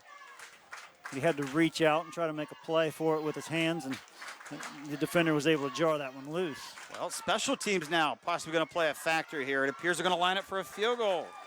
Coach Chris Zemba's club trying to get it down to a 2-point game and make it 12-10. Here's a snap. No, it's a fake. Looking to pass end zone for a touchdown. No, it's intercepted on that throw attempt. So, you had the quarterback in Brendan Bernath, also the holders. So the Crusaders not fooled. Short field again on the fake try. Whether it was called intentionally or not, it was a low snap into the ground, as you see the replay, and Bernath throw a wounded duck in the middle of the field in the end zone for a pick. Only they know if that was called or he improv'd that because of the bad snap. We'll never know. But it kind of looked like a broken play the whole time. And if you're the Bishops, you start at the 30-yard line with just about 2 minutes left to go in the half. you give them 46 seconds basically left on the clock, 45.9. You come up empty. The biggest thing is you come up empty. You get no points at all, not even 3 to settle for there on the 4th down play. However, you did use 5 minutes, so you're not going to go down 2 scores heading into the locker room, more than likely, unless something happens here in the final 45 seconds. So it still remains a 5-point game. You see at the bottom of the screen, 12-7. Final ticks under a minute to go here on the Community Bank Game of the Week. As you see the Crusaders line up, receiver split, back split. They're going to put a knee on things. Wow. Coach Meek is just going to take it easy, to say the least, here in the final moments of this first half. You know, the Bishops are out of timeouts. They can't stop it. So we're going to go to the locker room with a 5-point Steubenville Catholic Central lead, looking for their first win of the year. They're halfway home to doing so here on the road tonight. And I think both coaches are going to have some things to talk about, both good and bad, here at halftime. But both coaches are going to let their players know that you're not out of it. You know, we're still right here in this football game. We still intend to play to win this football game in the second half. Should be a very, very entertaining second half. It is, and for the first 3 weeks of the Game of the Week, we've seen running clocks. So, Ted, maybe you're the good luck charm to keeping it a tight contest. You have so far for us with a 5-point game at the break. Hopefully it's not a jinx. It's now time for the halftime show presented by CA House Music here at Manley Family Field at Rosecrans High School, just outside Rosecrans High. It is 12-7. The visiting Crusaders of Steubenville Catholic Central leading the hosts, Rosecrans Bishops, in Division 7 battle on the Community Bank Game of the Week on WHIZ Television and Facebook Live. We'll step aside for the halftime festivities. We'll see if we'll get you a band down on the field. Ted and I will come back as we get ready to start the second half in a little bit with some first half highlights and analysis and how the Bishops are down 5. It is so sweet. It just makes the world a sweeter place, one chocolate at a time. Nothing but chocolate. We started in 2004. I want to not be the norm. I want to step it up. I want to be better than anything that they're used to. Lovely thing about the community bank is they know what you're kind of going through, so they are very supportive. As a business owner, the pressure of the world is on your shoulder every day. We get that support from the community bank. You know, we started out as a dropout recovery school. A lot of charter schools, community schools, dropout recovery schools come and go. We've been able to maintain and grow. And other districts look at us as an avenue. We've morphed into having an elementary and middle school, and it's great to see students out in the community succeeding in life. It makes me very satisfied. When it comes to high school football, WHIZ-TV and Finks have you covered. Catch all the action on the Friday Night Blitz. Fridays at 11 right here on WHIZ-TV. Can't catch the news? Then just log on to WHIZnews.com for the Finks High School scoreboard for a complete list of game scores and more. And when you're ready to hit the road, just click on FinksQualityAutos.com. Or for new and used Harley-Davidson motorcycles, visit FinksHD.com. Finks and WHIZ-TV, because local matters. It's the 3 for Free sale, on now at all Kokonas Mattress First locations. You heard it right, and who doesn't like free? Hi, I'm Bo Kokonas. Right now, buy any qualifying mattress, including Tempur-Pedic, Beautyrest Black, and Serta Arctic, and you get these 3 free. Free adjustable bed base, free 4-piece bedding bundle, including 2 pillows, mattress pad, and sheet set, and a $100 gas card free. Save big in every way during the 3 for Free sale at all 4 Kokonas Mattress First locations.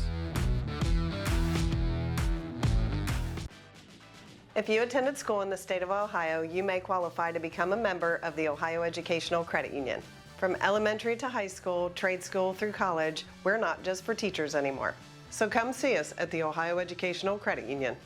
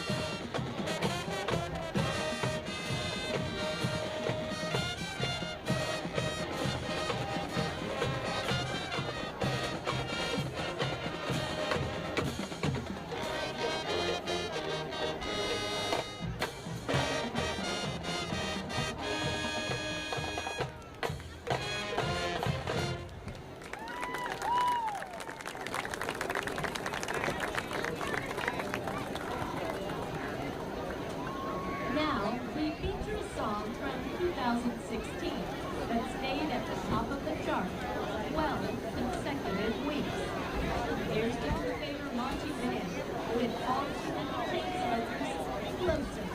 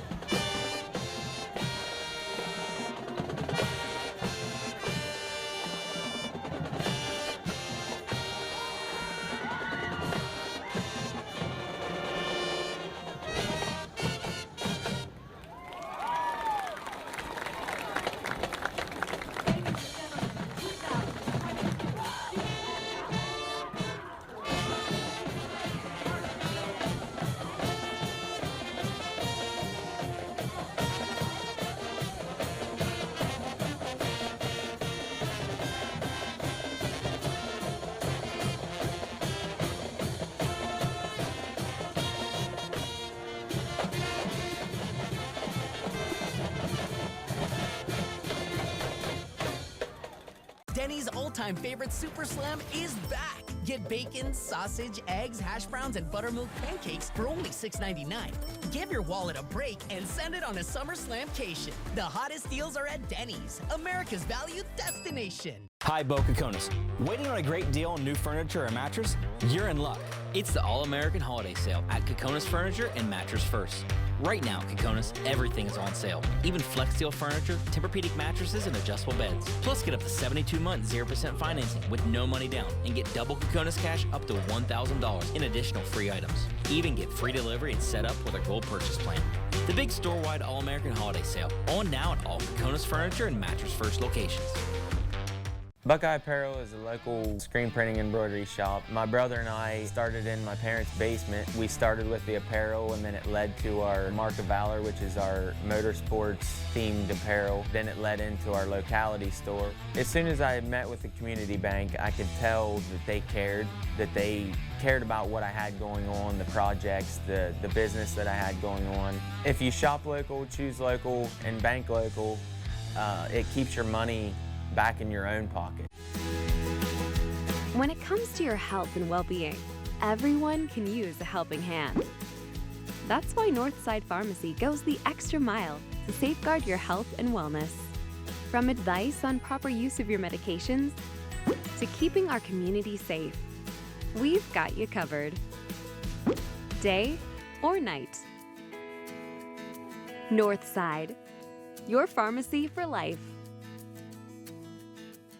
Do you have to ask your wife Or husband. to repeat everything she says? Or he says. Don't get mad. Call us at Norvell's Hearing Aid Center in Zanesville or Cambridge for a free hearing aid consultation. Norvell's, helping save marriages for over 50 years. At Denny's, we're open to making your sweetest pancake dreams come true. New, extra fluffy, creamy, dreamy, vanilla-y strawberry shortcake pancakes. Social Stars influenced. Stuff of dreams. Get the all-new shortberry dream cakes, only at Denny's.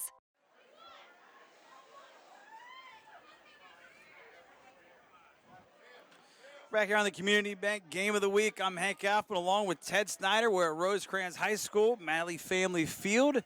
Halftime score right now is the visiting Steubenville Catholic Central Crusaders 12 and the host Rosecrans Bishops 7 here as we're about set to tee it up with Rosecrans kicking off to the Crusaders. They get the second half kickoff here. And Ted, you know, you had Rosecrans jump out early in the lead 6-0 in the first quarter when Weston Hartman ran it in for 15 yards out for a score, but it's been Catholic Central ever since. A 2-yard touchdown run by Andrew Dorsey. The PAT was no good, and it was 7-6 Bishops after one. And then you see Catholic took the lead in the second quarter, 12-7 on a 6-yard reception hauled in by Tommy Purgy. 2-point conversion, no good, as we are underway here to start the second half with the Crusaders and Purgy running this one back, stacked up just past the 30 to the 34. Your first half assessments on what you think of these two teams and maybe what the Bishops need to do to get the W tonight. Very evenly matched teams, as we expected. A little bit surprised of the size that the Crusaders have at their skill positions. You know, you mentioned Purgy as well as Tyler Iolentai. You know, those are 190 and 200-pound backs, respectively. They've been a load for these Rosecrans defenders to bring to the ground. Their yards after contact have been substantial, and those two have really been the difference in this game. And so we're going to see the Crusader offense here to start the third quarter with this lead at 12-7. And, you know, their last scoring drive in the second quarter went 65 yards. They had a short field 35-yard scoring drive in the first quarter as the Bishops had to punt it away and got penalized a few times for a short field for the Crusaders to get their first points in the night. They'll run this one up just short of the 40-yard line on first down, getting about half of the yards there on first down. Bishop's scoring drive was their opening possession of the game on offense. It went 70 yards. And since then, they've been kind of bottled up. Your thoughts on the Bishops trying to get back in it to win it? Did they abandon the ground game maybe too much? I think they did, but it all starts here on defense. You can't afford to go down 2 scores against a team that's shown the ability to run the football and use a lot of clock each and every possession. By the way, they're late in the second quarter. The Bishops had the ball at the Crusader 30-yard line, chance to take the lead with under 2 minutes to go. So if you're just tuning in or just getting the recap back again to refresh yourself after the halftime break, the Bishops came up empty They did not get points. They lined up for a field goal and couldn't even get a kickoff as it was intercepted in the end zone. Here's a pass that's not intercepted. It's caught. It's a first down and more over there on the 50 in Bishop territory, 45-40. So the Crusaders will pick up 22 yards on that pass completion for a first down as they begin positively here on the Bishop side of the field. They're just lulling the Bishops to sleep with these runs between the tackles, run after run after run. Boom, hit them with that quick out. That's the first time I believe we've called B.J. Fallon's name, 5'10 junior, for the Catholic Crusaders. At least for a catch anyway for Fallon. Here they go back together again down the right sidelines, laying out and nearly catching him. It's incomplete. Unable to haul that one in. They go back to Fallon. So busy here is B.J. Fallon, the junior wideout for the Crusaders. As you see the tail end of the replay there, he just couldn't quite hang on when he hit the grass. A big opportunity here for Rosecrans. They got him in a 2nd and 10. They're probably going to go back to a running play here where they're more comfortable. If you can stop this in its tracks for 1, 2, 3 yard gain, you're going to set your defense up to possibly get off the field. Dorsey fakes to the first back, Lintai, and then it's Purgy. Purgy looking pretty here for a first down inside the 25 or so, and maybe the 24 where he gets dropped. Just 15, 16 more yards there. And they had him, stopped. They had him wrapped up and with about 3 or 4 yard gain, and he just kept his legs moving and broke out of the initial tackle.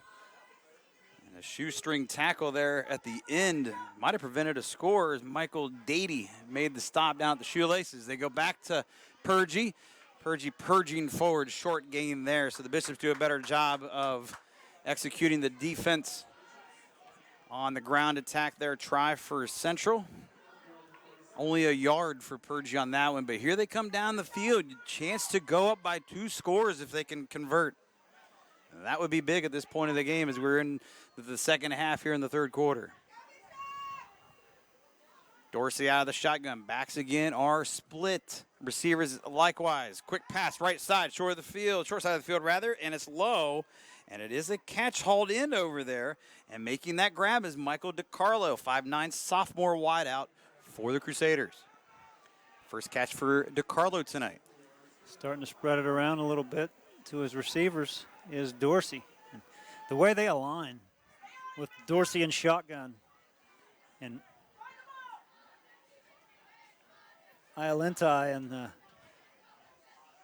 Purgy on his side, on either side of him. That's a pretty formidable look for a Division 7 team. Those are 3 big kids standing back here. All 3 can run it. All are 6'1", all around 185 to 200 pounds. And there's Purgy getting the call again and dropped immediately in the backfield. So the Bishops' defense rises to the occasion, Ted. They get a hold. It's 4th down, but it's kind of no man's land territory here. This is a long field goal. If they try to do so, it'd be about 40 yards or you keep your offense out. I have to believe they're going to go for this one, but this is no 4th and 1 here, Hank. This is 4th and 9. This is a tough distance to go out and ask your quarterback to make a play.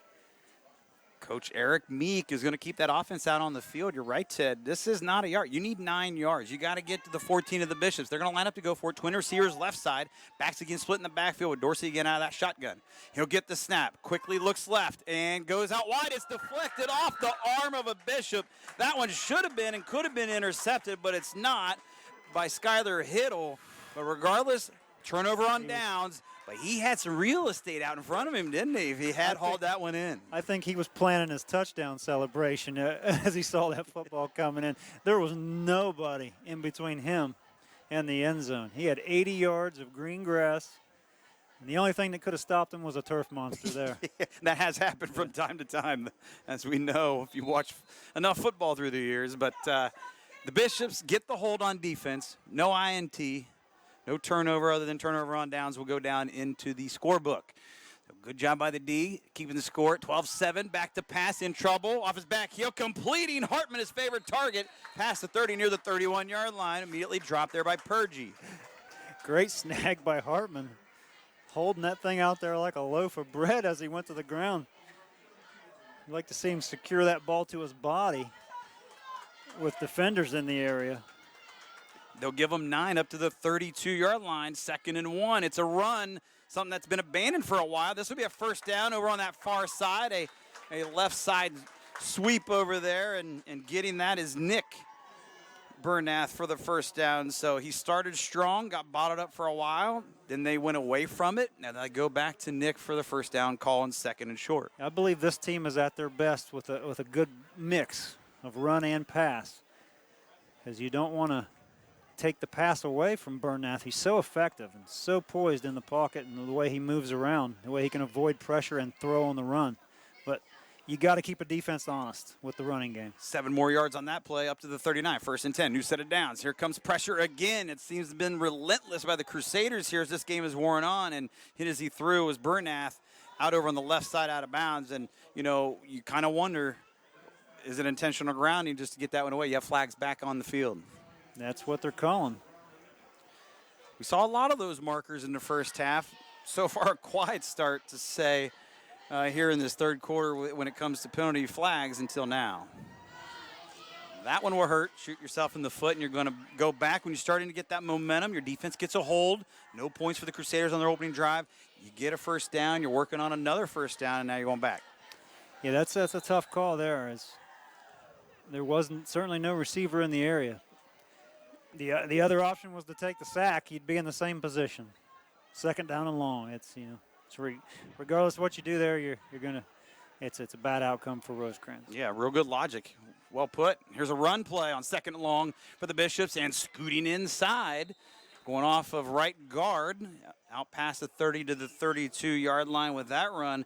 Believe that one was Caleb Scott. Let's check the number there. If that was 22, and it was. That's Scott's first time moving forward with a ball carry. Good run at that. 3rd and more manageable, but still 3rd and forever. Yeah, it sure is. It's penalties have really cost Rosecrans a few different drives tonight. They've really set them back behind the chains. They're really not designed to pick up big yards at a time. And they're going to need big yards now at this particular time, Ted. 3rd and 15. Got to get to about the 49. Pump fake. Bernath hit as he throws again. Got Hartman. Hartman makes a nice play on the ball and catches it for a first down. And he did a great job at the last second turning that head and those hips, and Purgie didn't see it on the defensive side. Absolutely. Great throw by Bernath. Even better catch by Weston Hartman. He never let the defender know that he was going to go make a play on that ball. He kept his eye on it, and at the last second, made a play on it, turned his body, and brought in, secured the ball. 28 yards on that connection. The big night continues between Bernath and Hartman, throwing the football to him. I've been really impressed with Weston Hartman's ball skills as a receiver here tonight. You see his stats game by game by game, but when you see him play, he's really impressive. And there was an impressive run by Nick Bernath on the other side of the field. Only 4 yards. Looked better than that to us from our vantage point. But the Bishops now getting positive plays going forward here as they're getting deep into Crusader territory at the 36-yard line, nearing the midway point here of quarter 3. Neither team has scored. Still 12-7 Crusaders. Deep downfield, one-on-one. Purgie beat. Nice play at the ball. Catch inside the 10 and a flag down. And you see a little stop and go. And, you know, it is an inadvertent whistle is what we're possibly being told, called down on the field as you had a touchdown at the very end by Hartman as he finished it off by running it in, but no indication of the score. But there was a flag on the play. And the flag could be offensive interference against Hartman. It could be. I think you might be right when this is all said and done as they talk about it, because it did appear making that adjustment, Hartman might have pushed off with a hand in the lower back.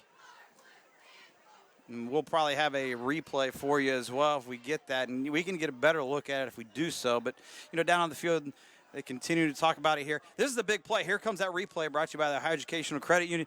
And you see another nice deep ball thrown high, and you caught just the tail end of the catch, and you didn't see from the video angle there the push off that appears to be.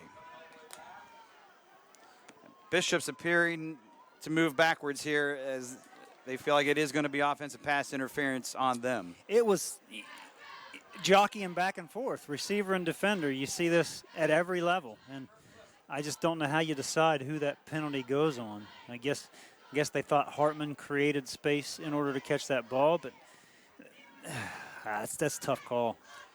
And it's so tough of a call here. Ted is taking, we're not counting by the second, but about 2 minutes, I would say at least here, to make a final decision on things. It's a big play right now for the Bishops. You either are set up with an inadvertent whistle, and I guess you get the ball maybe down there where the catch was made. Do you do that, or the flag for the push-off makes it a little simpler, and that appears to be the case. When our video changes for you on the screen, you'll see it's going to be on Rosecrans, and they're going to have a lot more yards needed to continue a potential scoring drive in this possession. Yeah, they've committed their fair share of penalties tonight, but that's a tough one to swallow, and Chris Zemba's getting his money's worth right now with the officials. As he should, because Weston Hartman has been hand fighting with defenders all night long, and now all of a sudden they decide to throw that flag out. Yeah, they're going to mark this one all the way back over in Bishop territory at the 49-yard line with that offensive pass interference call. You mentioned Coach Zemba in his third year. Boy, what a job he's done so far with this Bishop program. Again, 8-on-8 back in 2019 when he was not the coach. He took over in 2020. Back then, Gage Latozo. Hey, we just saw him last week at a Crooksville loss against Riverview. Hard times for the Bishops then for Latozo. Hard times last week for Latozo and the Ceramics. Here, Zemba has got his team in a dogfight battle, and they're going to remove this ball. So, long story short story long, as I like to say, back to the 36 of the Crusaders. Oh, wow. They've had several problems with spotting the football here tonight. It hasn't been the cleanest night for this officiating crew, but always give the Zebras the benefit of the doubt and cut them a break because we can't play this game without them. And so more whistles, and now Coach Meek on the far sidelines here in his first year at the home of Steubenville Catholic Central. He wants a word about what's going on here. He thought the penalty was going to be 15 yards back the other way on Rosecrans, and now they brought it back up.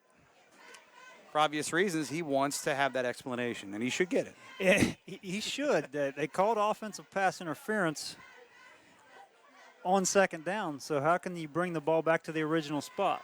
It only stands, as a coach, you want to know that answer.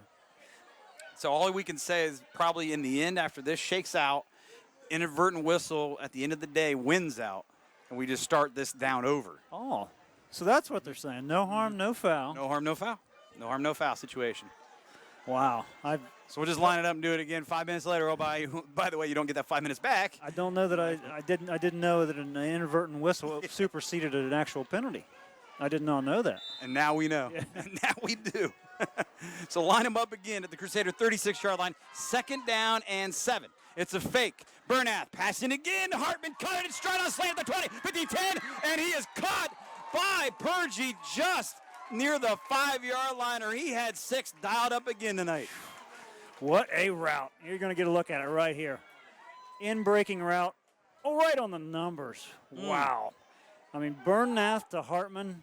If you're a Rosecrans fan, that's just a combination that you like. Or how about this? Do you better? Bernath to Bernath on the run. Nick has just hit the pylon for a score on that far left. And the Bishops and the home faithful here looking to get win number 2 and get back to 500 overall with a win. In the win column, they take the lead back. Look at that replay by Nick Bernath as he's able to stretch it in and dive for that pylon when he got banged in there. And so Rosecrans has a 1-point lead. But, yes, you're getting back to Hartman on the play. It wouldn't happen or gotten so close if it wasn't for that connection to Hartman. Yep. Dynamic duo. Very good excitement for those two here tonight being on display. Absolutely. The junior to the senior. You got to imagine that they've been playing football together for a while. And guess what? All that excitement of a Nick Bernath rushing touchdown has been taken away off the board. So stand corrected. Another flag down on the field has brought this back. 5 yards, and they'll mark it at the 12. So the Bishops were guilty of a 5-yard penalty. Points go off the board. We'll do it again. And it's 1st and goal from there. Looking to pass. Or check it, they're marking at the 17-yard line. It was a 10-yard penalty. Here's a loose ball fumble as getting taken down in the backfield was Bernath as trying to wrap him up for a sack on the other side of the Crusaders, number 72, Peyton Rouch. But hang on, he's down. Markers are down. Another penalty. At least it seemed. Yeah, he picked the flag up immediately and stuck it back in his pocket. I don't know if they're waving off the penalty. They're just waiting for the injury. They're waving it off. They're waving off the penalty flag. So this loss here on that play for the Bishops on 1st and long is going to be now a 2nd and goal. Once they mark this ball down at the 41-yard line. That was a loss of 24 yards. There's cramps down on the field for Roush, by the way. So that's what's going on down on the field with him being attended to. And, before we get into a couple sponsors, your thought on that last play or what's going on here on offense on this sequence? I don't know what happened to negate the touchdown by Bernath.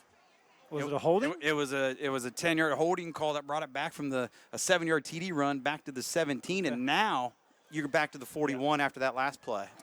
And right there, Brendan Bernath, the quarterback, just tried to do a little too much.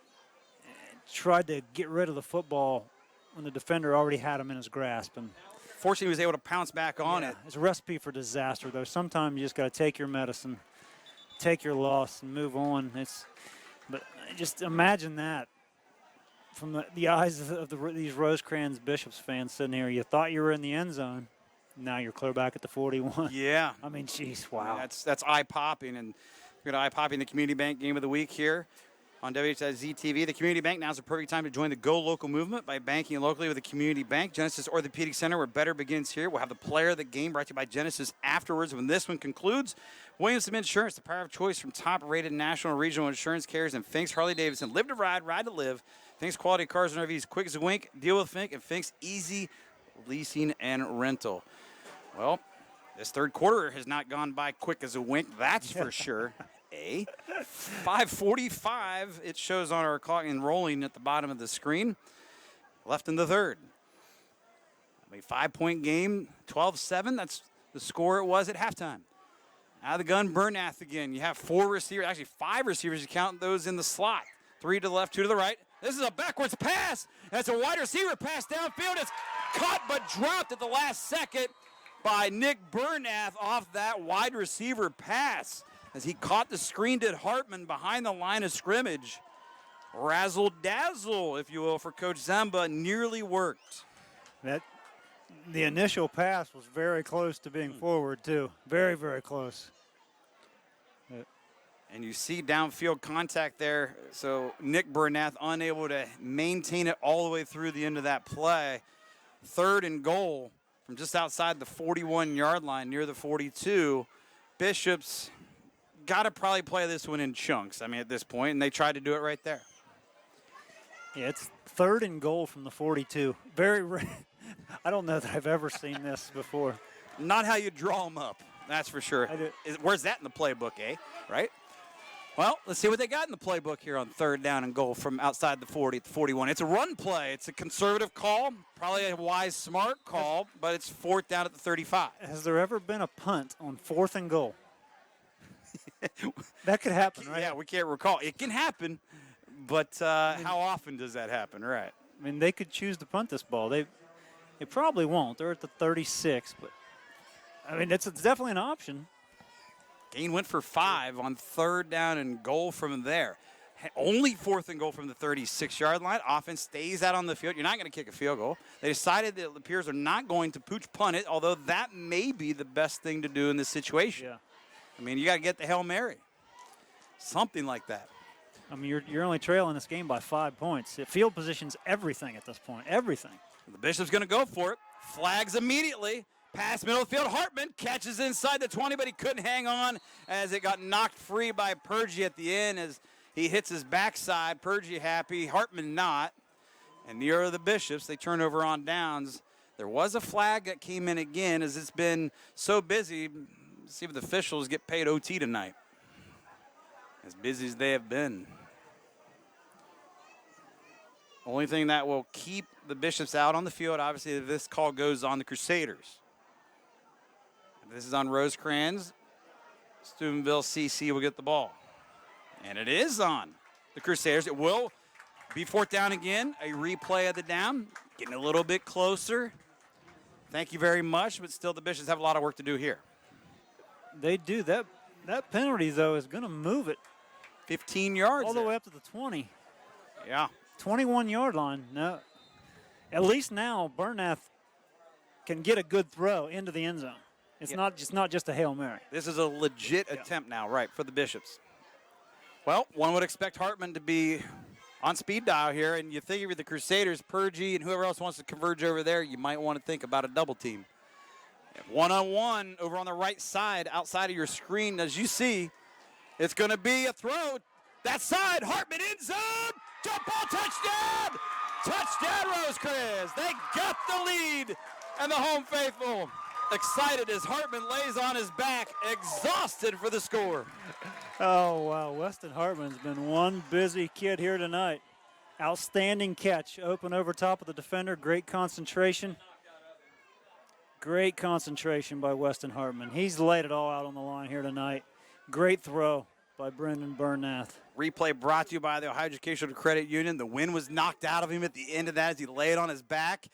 You know, you just felt it coming. I mean, I think everybody probably did, including the coaching staff on the other side, but it couldn't be stopped. It was one-on-one coverage. They did not bring an extra man over, did the Crusaders, and it may have cost them in the end for the points. Yeah, they're going to have to consider putting two men on Hartman, or they're just going to keep throwing to him because he's been unstoppable. A single defender cannot keep him from catching the football, even with good coverage, because let's face it, they've had good coverage on him.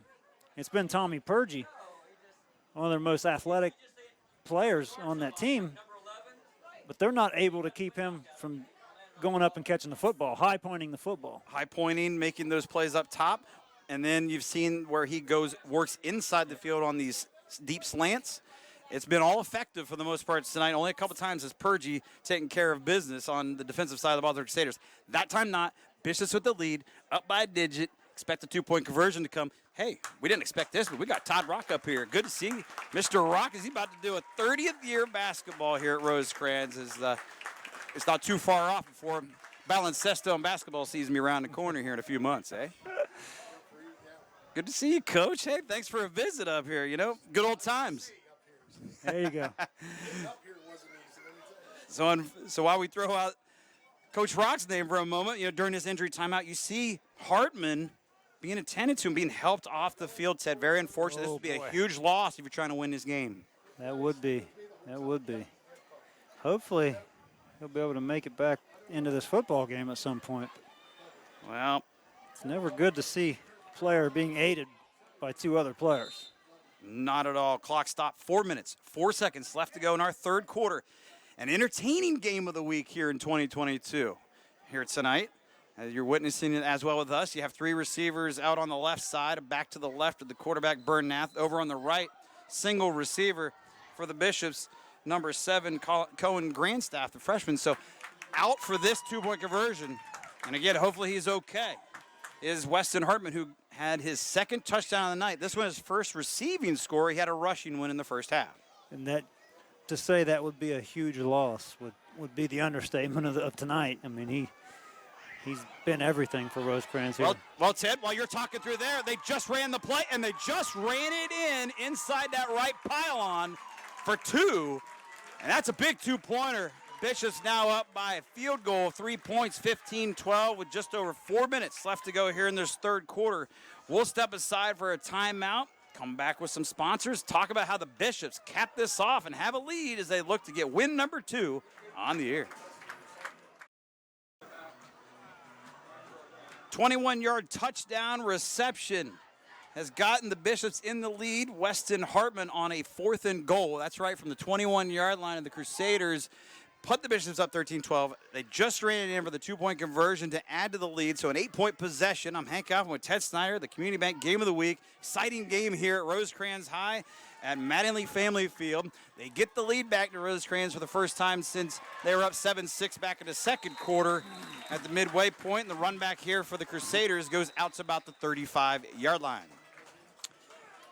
Yeah, kick coverage, once again, a little bit of a problem for the Bishops. Look, for the Crusaders, B.J. Fallon, we called his name a couple times early in the third quarter, is down. Looks like he's holding his left knee. Another injury to speak of for the Bishops. Yeah, this is for I'm sorry, Crusaders. in this case, the Crusaders, but you also have a Bishop down, but it appears we have cramping going on. And, you know, it is one of those nights again here, Ted, where in early September, September the 9th. We've had a lot of Friday nights, very good weather, around 80 degrees, upper 70s. Another upper 70-degree night here tonight, so still expect this as we continue to move along in early stages of September. The bigger concern would be Weston Hartman. If we don't see him get back up off this bench, that's very concerning for a Rosecrans fan. He doesn't have his helmet right now. He's not going back out there to play defense. So we can only speculate right now. He could have hit his helmet on the ground. It could be a head injury, the way they were helping him off the field, but we just don't know right now. And that's a huge development in this game, obviously, after he made that touchdown snare. And then meanwhile, you had Mason Betts, sophomore, come out for Rosecrans. They're checking him for concussion right now. So he's in the concussion protocol. As we get to see it from here, you are not able to see it on your screen. 1st and 10 Crusaders as they'll start at the 35-yard line, and Purgie gets the call, and he's short of the 40. He gets 3 yards at about the 38. Let's see if the Bishop defense here makes some key stops, gets the ball back for the offense. Now they got the lead back. You got a hungry Crusader team playing more inspired tonight. They've been blown out 3 straight weeks to start the year at 0-3, looking for their first win. This is their first competitive game late in the third. Both teams probably real hungry to win this football game. And this is the kind of football game we expected to see coming in here tonight. And we haven't been disappointed, other than the fact that a lot of flags on the field. A lot of flags, and now cramps and injuries starting to mount in the second half on top of it. Here goes Purgie again. Here goes flags again. After a first down run to the 50-yard line, Purgie just rips off a dozen. Once more, check what's going on down on the field with a penalty marker. That's probably a hold. And that is the case. Indication goes on Steubenville Catholic Central, so it negates a first down run as they try to gain momentum back. It's almost like anymore in football when a running back takes a handoff and runs through a wide open hole. The officials are looking, where's the hold? Where's the hold? We know there's got to be a hold. And there was a wide open hole. Where was the hold, like you're saying? It can't just be good interior blocking anymore. It must be holding. Yeah. They do say it. They're holding on every play. It's just a matter you get caught. Yeah. Well, there's that side of the coin too, but I totally get your stance and what you're saying. That'll negate the run. 12 yards, taken back. Penalty instead goes backwards from the spot of the foul. 10-yard penalty, moves it back near the 29-yard line. So the Crusaders need 16 on second down. Rolling right, looking for a pass to the left side. Purgie, who slipped out of the backfield, hauls it in, immediately dropped at the 40-yard line. Dropped there on the tackle by Skylar Hiddle. But a good play call and executed. Yep. It's going to gain about 11.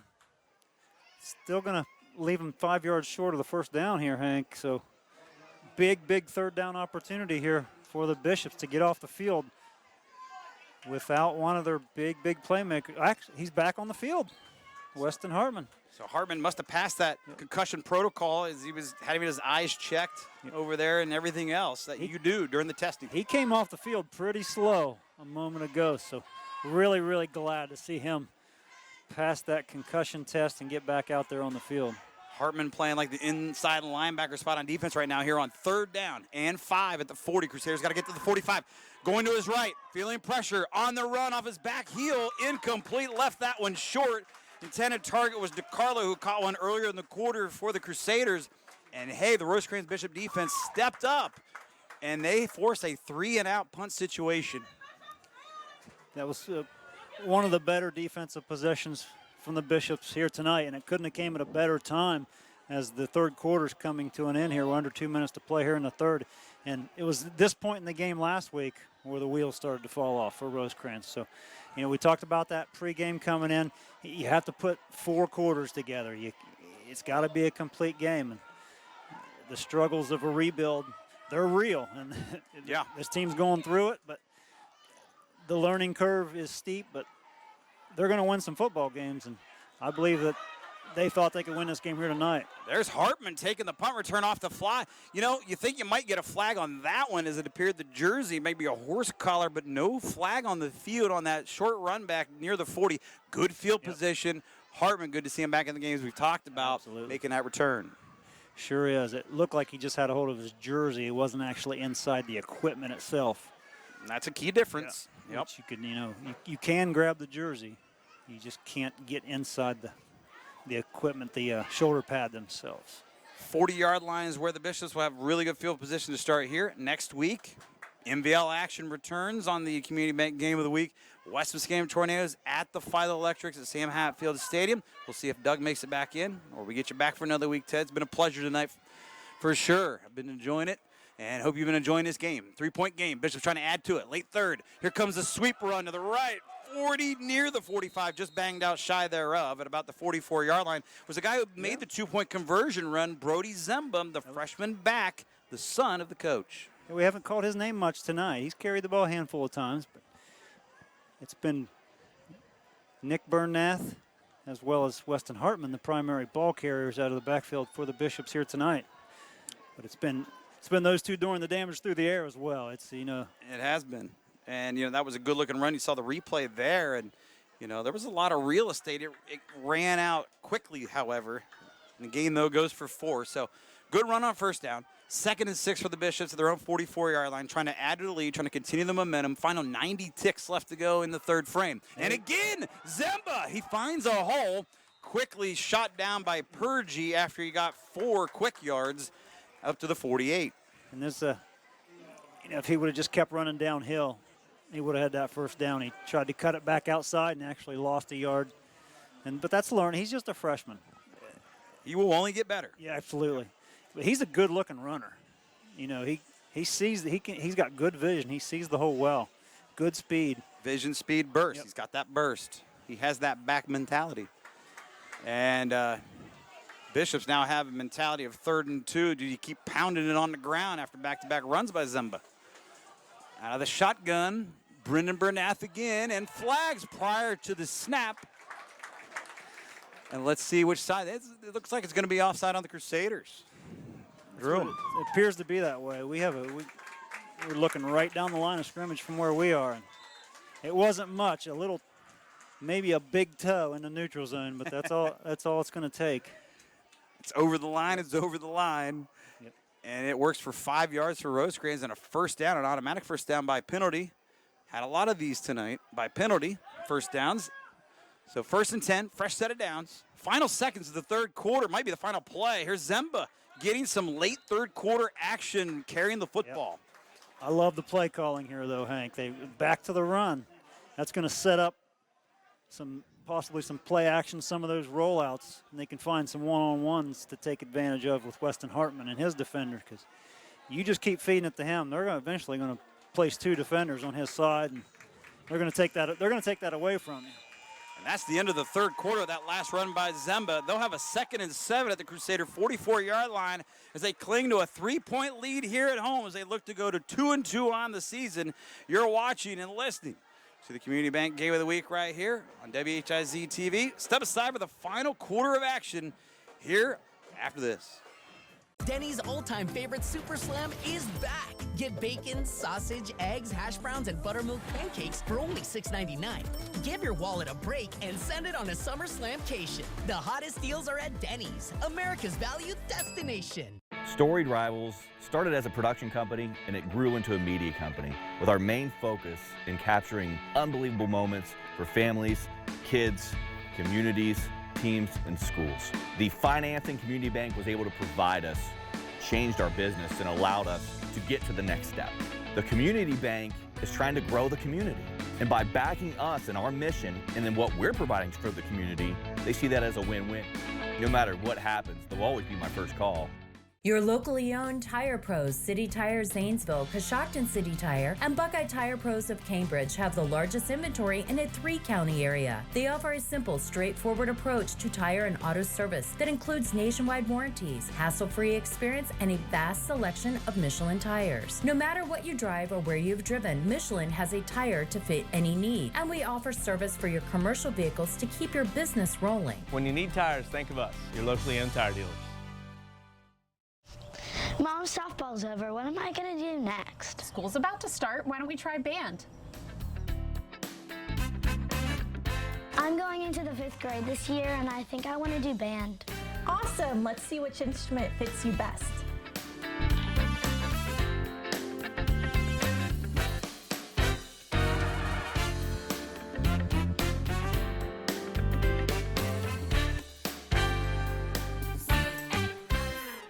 grandchildren say some of the cutest things. Don't miss out on any of them just because you can't hear. Call us at Norvell's for a free hearing aid consultation. Because when it comes to your grandchildren, you don't want to miss a thing. Norvell's Hearing Aid Center, we're always here for you. At Denny's, we're open to making your sweetest pancake dreams come true. New extra fluffy, creamy, dreamy, vanilla-y strawberry shortcake pancakes. Social Stars influenced. Stuff of dreams. Get the all-new shortberry dream cakes only at Denny's. Back here live, it is, you see the score, 15-12 Bishops. They scored the lone points of the third quarter, 8 points, a touchdown and a 2-point conversion. At the 4:04 mark of the third quarter, it was a 4th down and goal, 21-yard touchdown reception made by Weston Hartman from Brendan Bernath, the quarterback. That gave the Bishops a 1-point lead. The 2-point run in was good by Zemba, and that's where we're at 15-12 as the Bishops own the third quarter after a tightly played first half. So here we go. Strap them up. Final 12, my man. You know, us to be back together, reunited, calling game action at the high school level feels so good to have a good competitive game. Absolutely. Need to clean up some of these penalties. Dr. Paul Hoffman just showed me. These two teams have combined for 23 penalties in this football game through 3 quarters. Just a few. 12 penalties. Wow. 12 penalties on the Rosecrans, 11 on Steubenville Catholic Central. A ugly game when it comes to that part of it here. Short run as they again go back to Zemba. Does Coach Zemba to the sun? And that was a short one up to the 44. So really maybe half a yard or nothing on that play call there for Zemba. So the Bishops working with a 3-point lead. We're early in the fourth now. And you are on the Crusaders side of the field. This is a big play call, you know, and if you pick up a first down or you're just short of the marker, do you go for it or do you try to pin back and play that territory game? See Weston Hartman one-on-one with Tommy Purgie. Out of the gun, passing, middle of the field, deflected in the air and falls harmlessly incomplete. The last line of defense downfield was Mikey Burkhart. He might have had a chance. He didn't even look at Hartman that time. Hartman had the one-on-one matchup he's had the entire night. He's owned Tommy Purgie. But Bernath tried to force that slant pattern into where all the congestion was in the middle of the field. He never even looked at Hartman. Well defended by Coach Meek's team when they needed it most on 3rd and 7 right there. And now the punt unit on. So Hartman stays out there, does a little bit of everything as he will try to kick one away here. Plenty of time on the play clock with 15. There's a snap, not much pressure. He'll try to angle this one out of bounds for no return, and he does that perfectly inside the 20. They might mark this. An injured Crusader down on the field. Cramping. With another cramping situation. That's right. See, he immediately grabs that hamstring. That left hamstring is, we're not seeing it on the screen right now at the 11:02 mark left to go here in our fourth quarter. The Bishops offense of drive there stalls out. So Steubenville Catholic Central has a chance to come down and take the lead here late. Still a lot of time to go while they work on the injured player with a cramp on the field for the Crusaders. Foxfire Schools, free public alternative education, serving students grades K through 12. As we kick our sponsors into high gear here, Norvell's Hearing Aid Centers in Zanesville and Cambridge, always here for you. Northside Pharmacy, Northside Oxygen and Medical Equipment. Northside, your pharmacy for life. And Kokonis Furniture and Mattress First, always making it easier for you to furnish your home. Been trying to make it easier for you tonight here, Ted, but I think you've been making my job a lot easier tonight as well. So admirable job here. We got a great game on tap, a lot of flags, injuries picking up. We got a tight game. Bishops unfortunately just had to kick the ball away, and Steubenville has a chance now to regain the lead. This has been a teeter-totter back-and-forth contest. Sure has. Now it sits at a 3-point game. It's still anybody's football game. It's possession by possession at this point. If you're a fan, this is the kind of football game you want to see. Rosecrans are going to have to come out and bring that same type of intensity on defense. They're going to have to commit to stopping the run. I believe that Catholic Central is going to go back and try to pound this ball between the tackles. That's where they've had by far the most success tonight in terms of yards gained. That's very true. And right now, while they still work on the injured player, we're just going to go ahead and take a TV timeout, as we should. Crusaders down 3, down man on the field. See if they can come back and get the win.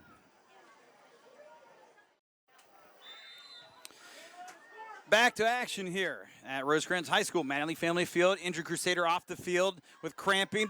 Here in the fourth, they're trying to move forward and make a comeback on the road and get that first win. And you saw a brilliant run and play call there by the Crusaders and Coach Meek Dorsey, who lit up the Bishops, 165 on the ground last year. Being more bottled up here tonight, more balanced offensive attack, shows why he can be very dangerous. Yep, and he's just the third running back in the backfield. That's why this team is dangerous when they commit to the run. You got essentially 3 running backs lined up out of the shotgun. All 3 are very capable runners between the tackles, very physical. And now you bring in, you start speaking of different runners. There's a different runner in the backfield, number 33, Jason Hills, a junior, lines up, but going to the air instead, deep for Purgie, and it goes right through his hands, and a late flag comes in with that contact as Brendan Bernath hit him. It looked like a bang-bang play. He's upset. The helmet has come off in disgust at the call. That was bang-bang right there. We're going to get another look at this, but that at first glance, that just looked like a really good defensive play. You see the high lobber. That's a tough call on Bernath. I'll tell you. It doesn't get much closer than that. It doesn't. That's just a good defensive play. And, I don't think his head coach, Chris Zimba, is going to have a bad word to say about that in film study. Sometimes you're going to excuse penalties, and I think that's going to be one of them. Exactly. I agree with that. Here is a run this time to Hills, who just came in moments ago, and he gets his first carry, and it's a double-digit run for a first down. 15 more banged off to the Bishop 35-yard line. So that is Jason Hills, 5'8", so he's much smaller in stature. He's that quick hitter. You get the thunder and lightning. He was the lightning here on this one. Yeah, have we even seen this running back tonight? First time. Yeah, first time out there. Yeah, he's playing late. Here in the fourth, and another carry, Ted, for Hills. And Hills only gets a couple as he had his momentum stopped quickly. It looked like it was going to be a big play. He's the much smaller, shiftier, quicker back of the ones. They've been running all 3 big backs, and now they come in all of a sudden 10 minutes to play in the game and start handing it to this guy who's 5'8", 145 pounds, much shiftier, much quicker. It's a whole different dynamic. I don't know if this could have been planned. A different look, a new wrinkle for sure. Eric Meek is a very good coach, and he could have been saving this till the end and give him a completely different look and throw the defense off balance. Very witty. Yeah. If so, Purgie, meanwhile, and Iolintai stay in the game. They're just not lining up in the backfield now, Ted. They're lined up as receivers in the 4-receiver set. Here goes Dorsey calling his number up the middle. The quarterback keep, and he's going to be close to another first down. Depends upon the spot near that 25. They will give it to him up near the 24. Yeah, you're right. Iolintai. And Purgie. And Purgie, the 2 main ball carriers in the first 3 quarters, they're not even lining up in the backfield in this series. It's a single set beside Dorsey, and it's the new back. It's just a new look. Yeah. Being deployed here late in this game, one that the Crusaders hope works out for them, and right now it is on this drive. Under 9 minutes left to go in regulation. They're down 3 to the host Bishops here. Your Rosecrans Bishops trying to hang on, get 2-2 tonight.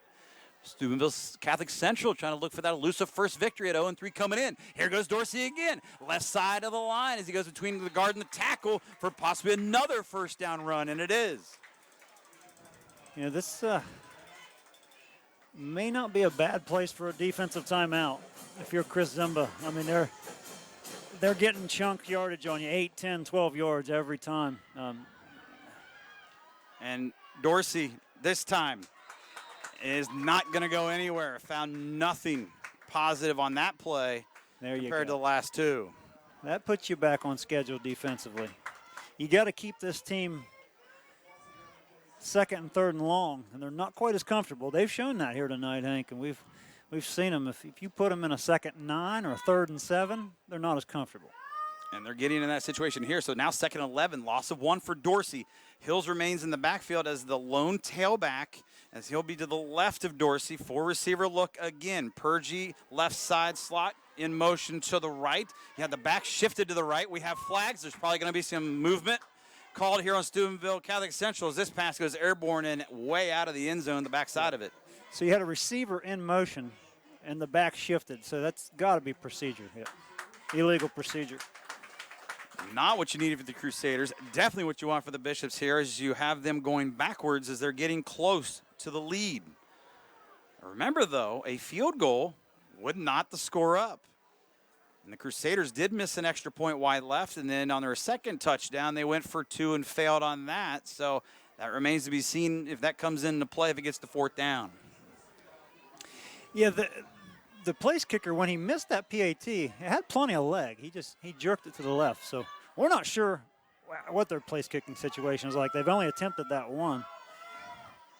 We still have a long way to go. We got the 2nd down play and maybe a 3rd down play. It all depends. Before we even cross that bridge, if the special teams comes into play here for the Crusaders, here in this 4th quarter, under 8 minutes left to go. Here we go, Dorsey out of the gun. He's got time and protection now in trouble. Flush to the left, throws forward, and it's incomplete. He left that one short and wide, trying to make a diving attempt with the receiver on the far side. It seems like this team, Steubenville Catholic Central, when they stay on schedule and can run the ball for chunk yardage, they're hard to slow down. But as soon as they have one setback, they try to get it all back at once. As soon as you put them in a 2nd and 15 or like it's 3rd and 20, they try to throw it all the way to the 1st down marker. There's no necessary need for that. There's not, but just the Bishops take advantage of that. Keep putting them behind the sticks and let them call plays that really aren't to their comfort level. And right now, at the 7:45 mark, 3rd and 20 at the 24. Got to get a 1st down at the 4-yard line or stick it in for the score. They can get a field goal, but let's see if they get some of the yardage back here, Ted, rather than all of it. Yep. And they do try to do that, and they get about half the yards back needed or so, roughly. And this could set up a field goal that would be manageable to tie the game if they go for it. It looks like the kicking unit is out on the field, so we're going to see a chance to tie the game. And the ball, this is going to be, 36-yard field goal? Something we saw last week. Did Doug and I, when Riverview knocked one in against Crooksville from 35 yards out. But again, missed extra point wide left earlier with distance. Remains to be seen how this kicker can handle the pressure in the 4th. Daniel Bolster is on the junior, standing 6'2", 165 pounds, waits to snap. Snaps high, holds down, kicks airborne. It's going to be short. Not even close. Got about 30, if that. I think you're giving them too much credit. No good on that field goal try. The Bishop faithful enjoying life right now. Their team is under 7 minutes away from winning and getting to 2-2. They got to take care of the football here down the stretch, and if they can add points, even better. Big opportunity here for the Bishops.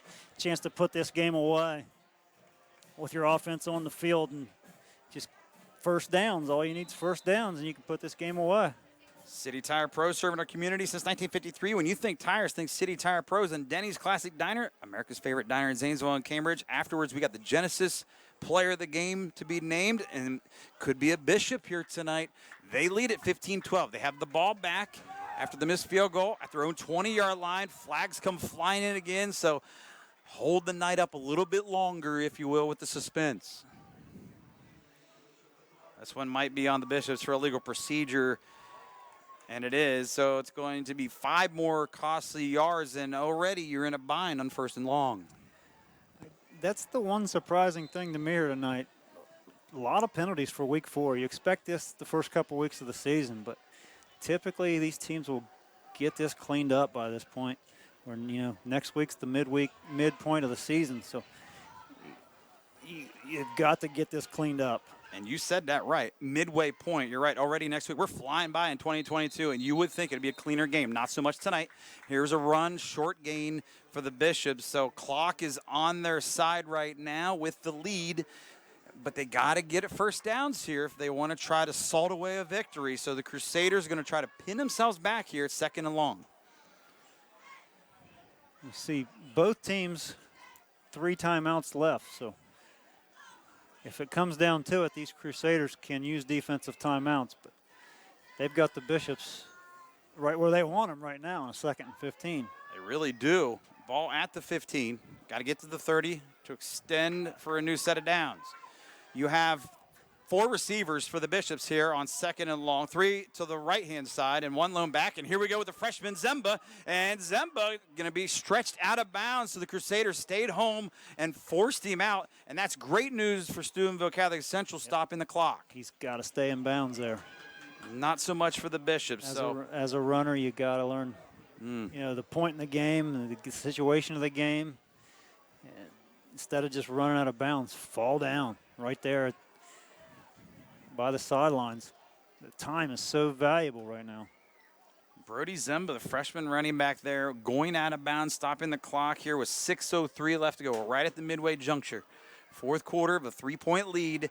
It's 3rd down now and 16. He even lost a yard there on that play with the clock stoppage. He will learn from it as a freshman. Coach's son looked very talented here and getting a lot of action late. Not good on that last play. Here's a quick pass, and it's low, and it's incomplete. You know, again, Brennan Bernath got pressured, so he had to force an errant quick throw, and Burkhart couldn't get it. Yeah, that's a quick 3 and out. They only used less than a minute of that clock.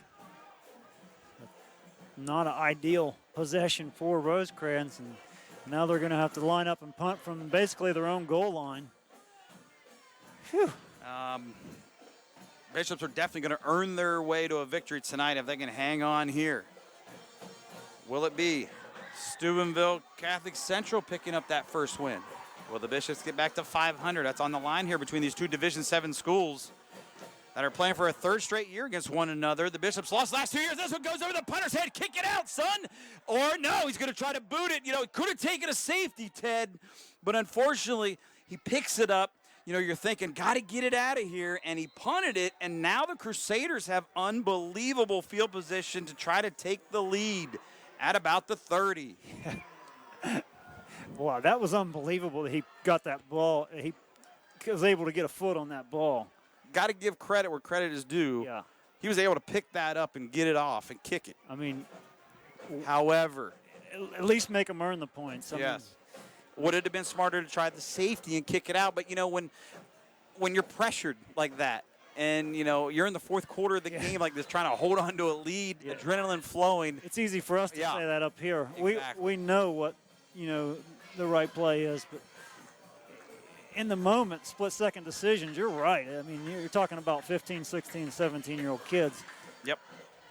2 points would have made it a 1-point Bishop lead, and then they could have punted it away, and at least the Crusaders could have had the ball on their side of the field. However, that's not the case. Crusaders have it. 1st down run. It's a keep by Dorsey, not much. So that Rosecrans defense has played well when they've needed to at times. They got to stop lapse possession when the Crusaders threatened for a field goal, tried, missed. They got to do it again. Yep. However, we see Weston Hartman standing on the sideline again without his helmet.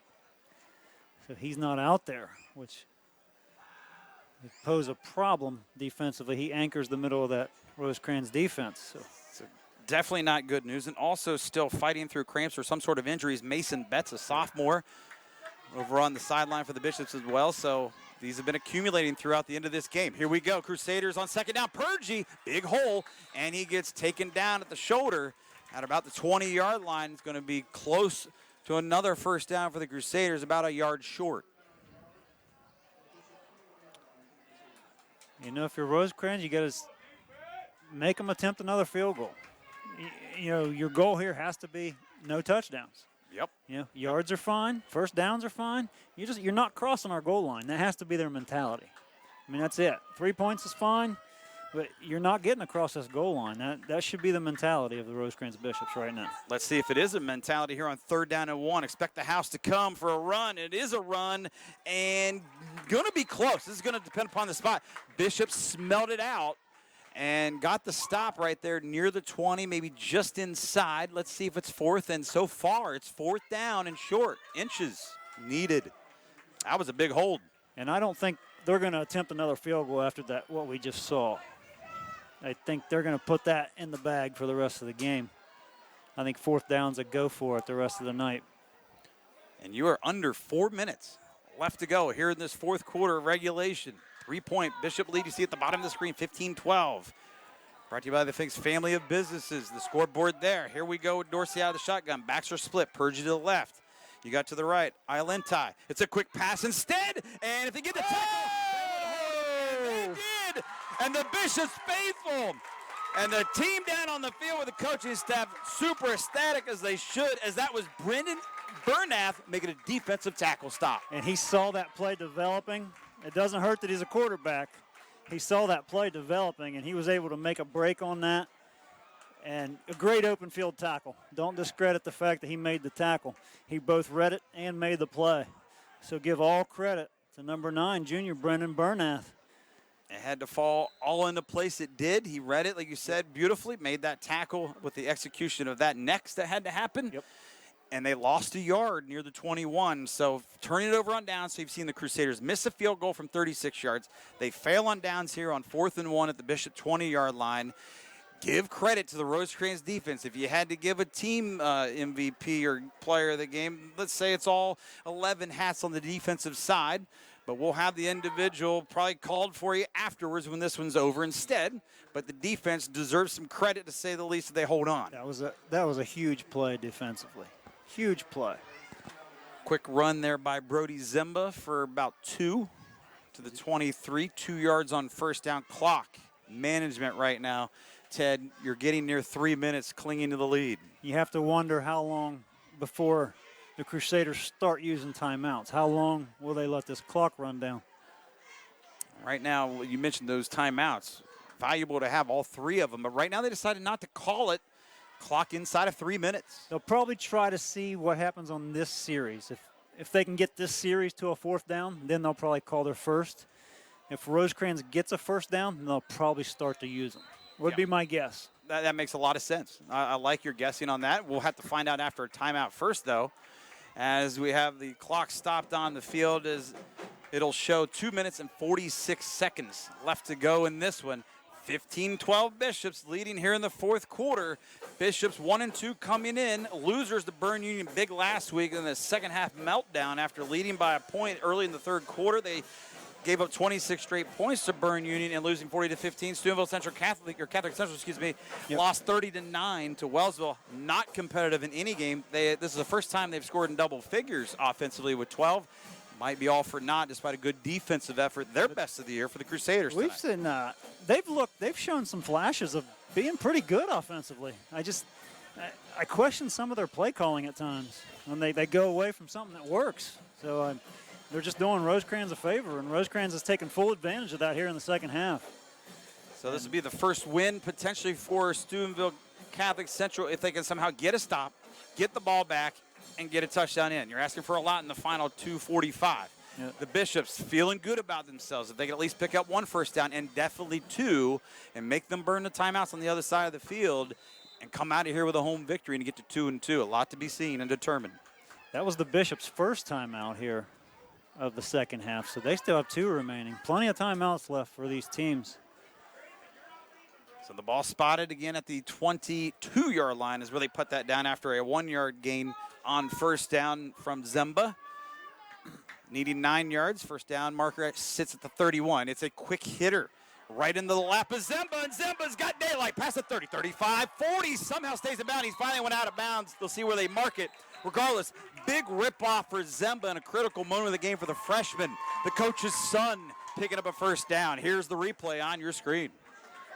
And you can see how quick. He's great feet, great speed, great vision. He's going to be a good one here in the future, just a freshman. We haven't seen a lot of him tonight, but what we have seen, I've been impressed. And he has really picked it up in his second half, getting a lot of carries in the 3rd and here in the 4th. Great frame for a running back. Sits low to the ground. Yep. And good leg drive. He could be a good one.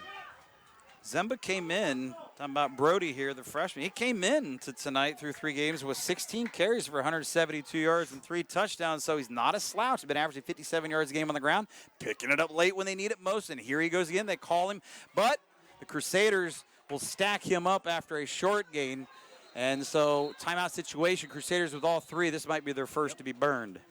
And that's what we said. If Bishops picked up that first down, they'd really have no choice.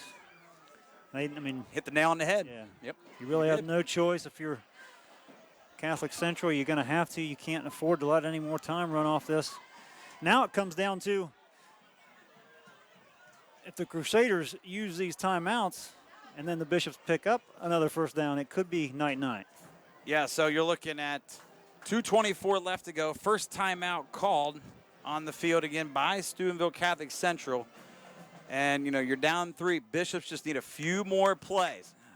One first down definitely could win it for them here in the end when it's all said and done. You know, it's great to see some familiar faces up here. We're in the press box, not only seeing you here, obviously, tonight's head, but, you know, seeing Paul Hoffman, Doc Hoffman up here carrying on. We saw Todd Rock make a visit up, trying to will the Bishops to a home victory here tonight on no less the game of the week for us. Yep, absolutely. Some familiar faces along the way. Nice to see everybody. Dr. Hoffman, of course, a mainstay at all Rosecrans sporting events. You know, you're going to see him. Retired is, I don't know, maybe a word that isn't really the case for him when it comes to that, of course. Statistician extraordinaire. No one does it better. And then Todd Rock has 30 years over there on the basketball side of things. We got some months for that. Yeah. It was good to see him as well. He's been all over the place, whether he's selling tickets to coaching, obviously, to being up in the booth doing the announcing as well. He's had his moments and share of things. Here we go, back to action here. Final 2:24, very crucial play, and there the Crusaders come out of this timeout, and they get a stop, and they're going to use that second timeout, Ted, like they should, and force Rosecrans into a tough third down call and execution that they need to do to try to come away with this victory. Absolutely, and they had 2nd and 6 on the scoreboard here. It was more like 2nd and 8. He lost yardage on that play. So it's going to be a 3rd and 9 here. I mean, let's keep it real. 3rd and 9 is going to be the down and distance. And huge 3rd down. They don't get any bigger than this. Only one timeout left for Catholic Central. So a first down here puts the game away.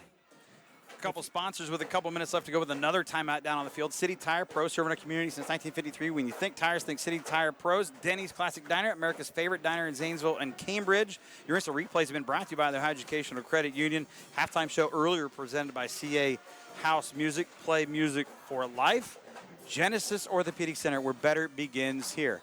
Bishop's got to get better right here on this 3rd down. We're going to have the Genesis player of the game afterwards. It's 3rd and 8. Ball on their own 41-yard line. They got a crossover. Looks like the 50-yard stripe just on the other side of it, depending upon the spot, if they want to maintain possession and work the clock to the victory. You know, I'd be interested to see what this play call is here. I'd still probably keep this on the ground, force them to use that last timeout, even if you have to sacrifice punting the football away here. Force them to go the length of the field in 2 minutes with no timeouts. They haven't proven they can do that. Let's see what happens here on 3rd. It's a fake and a keep. And sitting down on his keister at the 42-yard line for a short gain of a yard was Brendan Bernath, the junior. And so there's your last timeout called. Crusaders get the job done defensively when they need it. They're going to have a last crack at it and get the ball back, barring some craziness here on 4th down from Rosecrans. Yeah, Rosecrans they need to get a clean punt away. That's objective number 1. But from where they are, they've been punting from the shadow of their own end zone the entire night. They're in a much better field position right now to be able to punt the football down, cover the kick, and let their defense win the game. I mean, that's what they're going to have to do. Wasn't that long ago you're mentioning that they, on their last punt try, it went into the end zone over the head of the punter, and it was booted out of there, fortunately. No points were getting, obtained from that, I should say, from Steubenville Catholic Central, as they ended up holding them on downs on the last possession. Crusaders, here we go on defense. They come back out. They got Purgie back deep. He's going to go inside his own 30.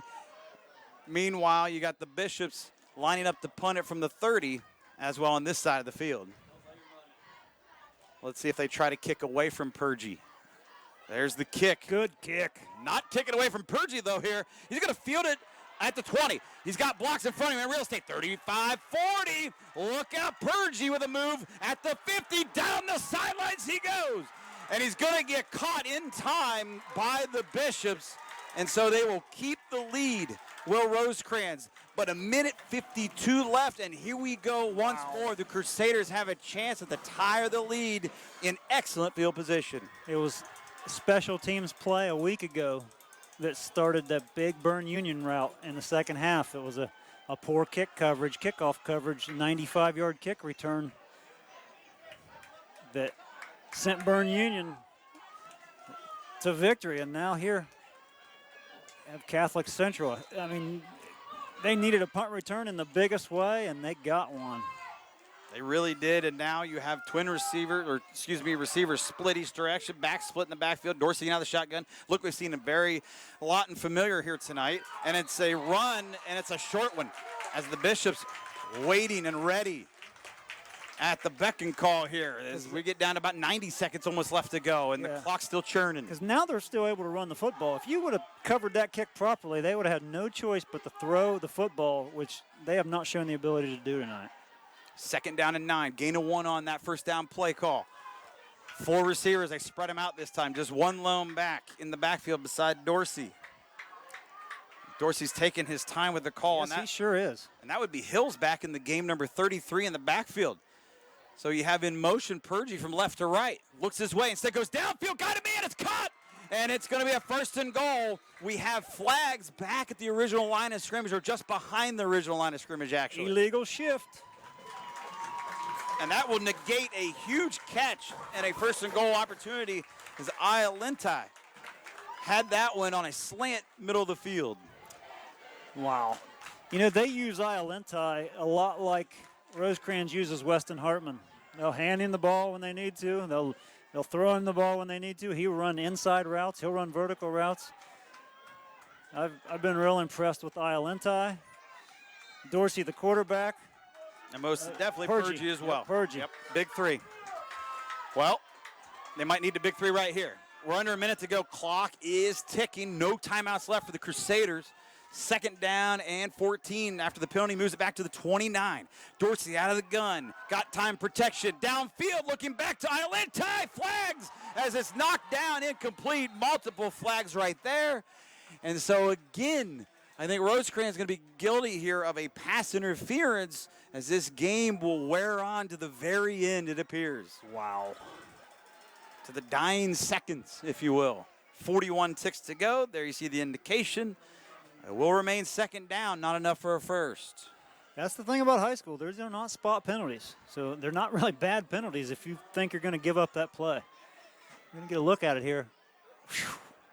You don't see much there. You really don't see a whole lot of contact, but you got to give them the benefit of the doubt. They're right on top of that play. So after the flag on Rosecrans, it'll move it to the 19. 2nd down. And short. Back to pass. Dorsey got him in. Down low. It's caught. It's hauled in by B.J. Fallon. Called his name a few times this half. No timeouts. Quickly up to the line of scrimmage. Like you said, no timeouts. And they put it down to mark the ball because of a 1st down briefly, and they'll do a spike. Another flag comes in. Bishops try to come in to pounce on the pigskin, but a false start prior to the snap. You know, the false start penalty actually saved the day for Steubenville Catholic Central. If not for that false start, that clock can still be turning. Rosecrans fell on the fumble, too. And that most importantly. I mean, that's just, wow. So it's still 1st down. The penalty will put it back to the 15. It's 1st and goal. Crowd lively here at Rosecrans High. At Manley Family Field. Downfield, intercepted! No, it's not. That would have sealed the deal. And a Bishop win here tonight. At the goal line, unable to hang on to the INT was Cohen Grandstaff. So the Crusaders live to play another down. You see Grandstaff, looks like he had this football, Hank. Looks like he had it. Off a deflection. Oh, he just dropped it. Just dropped it. Not the easiest of INTs it would have been off the deflection. Not at all. Give him that. But what could have sealed it for his team? 2nd and goal at the 15 when they start to wind the clock and they set up here at the line of scrimmage, do the teams. A whole lot of woulda, coulda, shouldas here tonight. Regardless of the outcome, one team's going to go away thinking they let one get away here tonight. Yeah, down to the wire. Expect nothing less, Ted. You and I reunite up here, calling a high school football game for WHIZ TV and the Community Bank Game of the Week, and we've had a great one. As the Crusaders try to steal a victory on the road to be the first of the year, Rosecrans trying to hang on and pick up victory number 2 and be 2-2 at the 500 mark, nearly midway through the season. As they take a lot of time here to get things going for 2nd down. They were letting the coach interact with the quarterback, and they have no timeouts. So more whistles, and we may have a timeout. Rosecrans, we do. They're the only one who could call one. They had 2 left in the hip pocket. They'll be down to a timeout left. Or Rosecrans, they want to set up the play defensively here. Hey, it's only a ball game right on the line, so this is a really good time to call it for Chris Zemba's team. 11.3 seconds, the clock says. The scoreboard shows, wow. Doesn't get much better than this. Now, just in case special teams and a field goal would come into play, right now it would be from 32 yards out to potentially tie the game if there happens to be a field goal try. Right now, the kicking game for Steubenville Catholic Central has not been anything to write home about. A missed extra point, a missed field goal that was well short from 36 yards out earlier in the quarter. Missed 2-point conversion has nothing to do with the kicking game per se. It was just trying to make up points after their second score. Right here, you're not thinking 3, obviously. You're thinking score and win and get out of here on the bus happy. But 3, I guess, is a possibility if it comes down to it, if you think. Can't rule it out. I mean, there's time, but no timeouts. There is no timeouts. No. Out of the gun. Dorsey passing corner. Wide open. Touchdown. Steubenville Catholic Central. And the Crusaders take the lead, and they may have just taken the game. With just over 6 seconds left at 6.5 remaining. A bobbling catch. Wide open, missed assignment. Iolenti for the lead. Wow. And they were able to set that play up because Rosecrans called a timeout that the Crusaders did not have. That's when you're going to second guess yourself tomorrow, thinking, man, we gave them a freebie and they were able to set up a play. And so Steubenville Catholic Central trying to make it 3 straight years to beat the Bishops, may have done it here in the final seconds. Extra point block, kicking game still having the issues here tonight for them. Keeps it a 3-point game for what it's worth. Bishops have 1 timeout left, but only 6.5 seconds left on the clock. It's going to have to be run back or Hail Mary, one of the two to get this done. The field goal, you pretty much say, is out of the equation to tie this game because too little time. Yeah, you're not going to be able to run the ball back. Yep. And get it out of bounds, or 6.5 seconds is just not enough time. Yeah. I mean, we've seen it all here tonight. Yep. We've seen plenty of flags. We've seen injuries pick it up.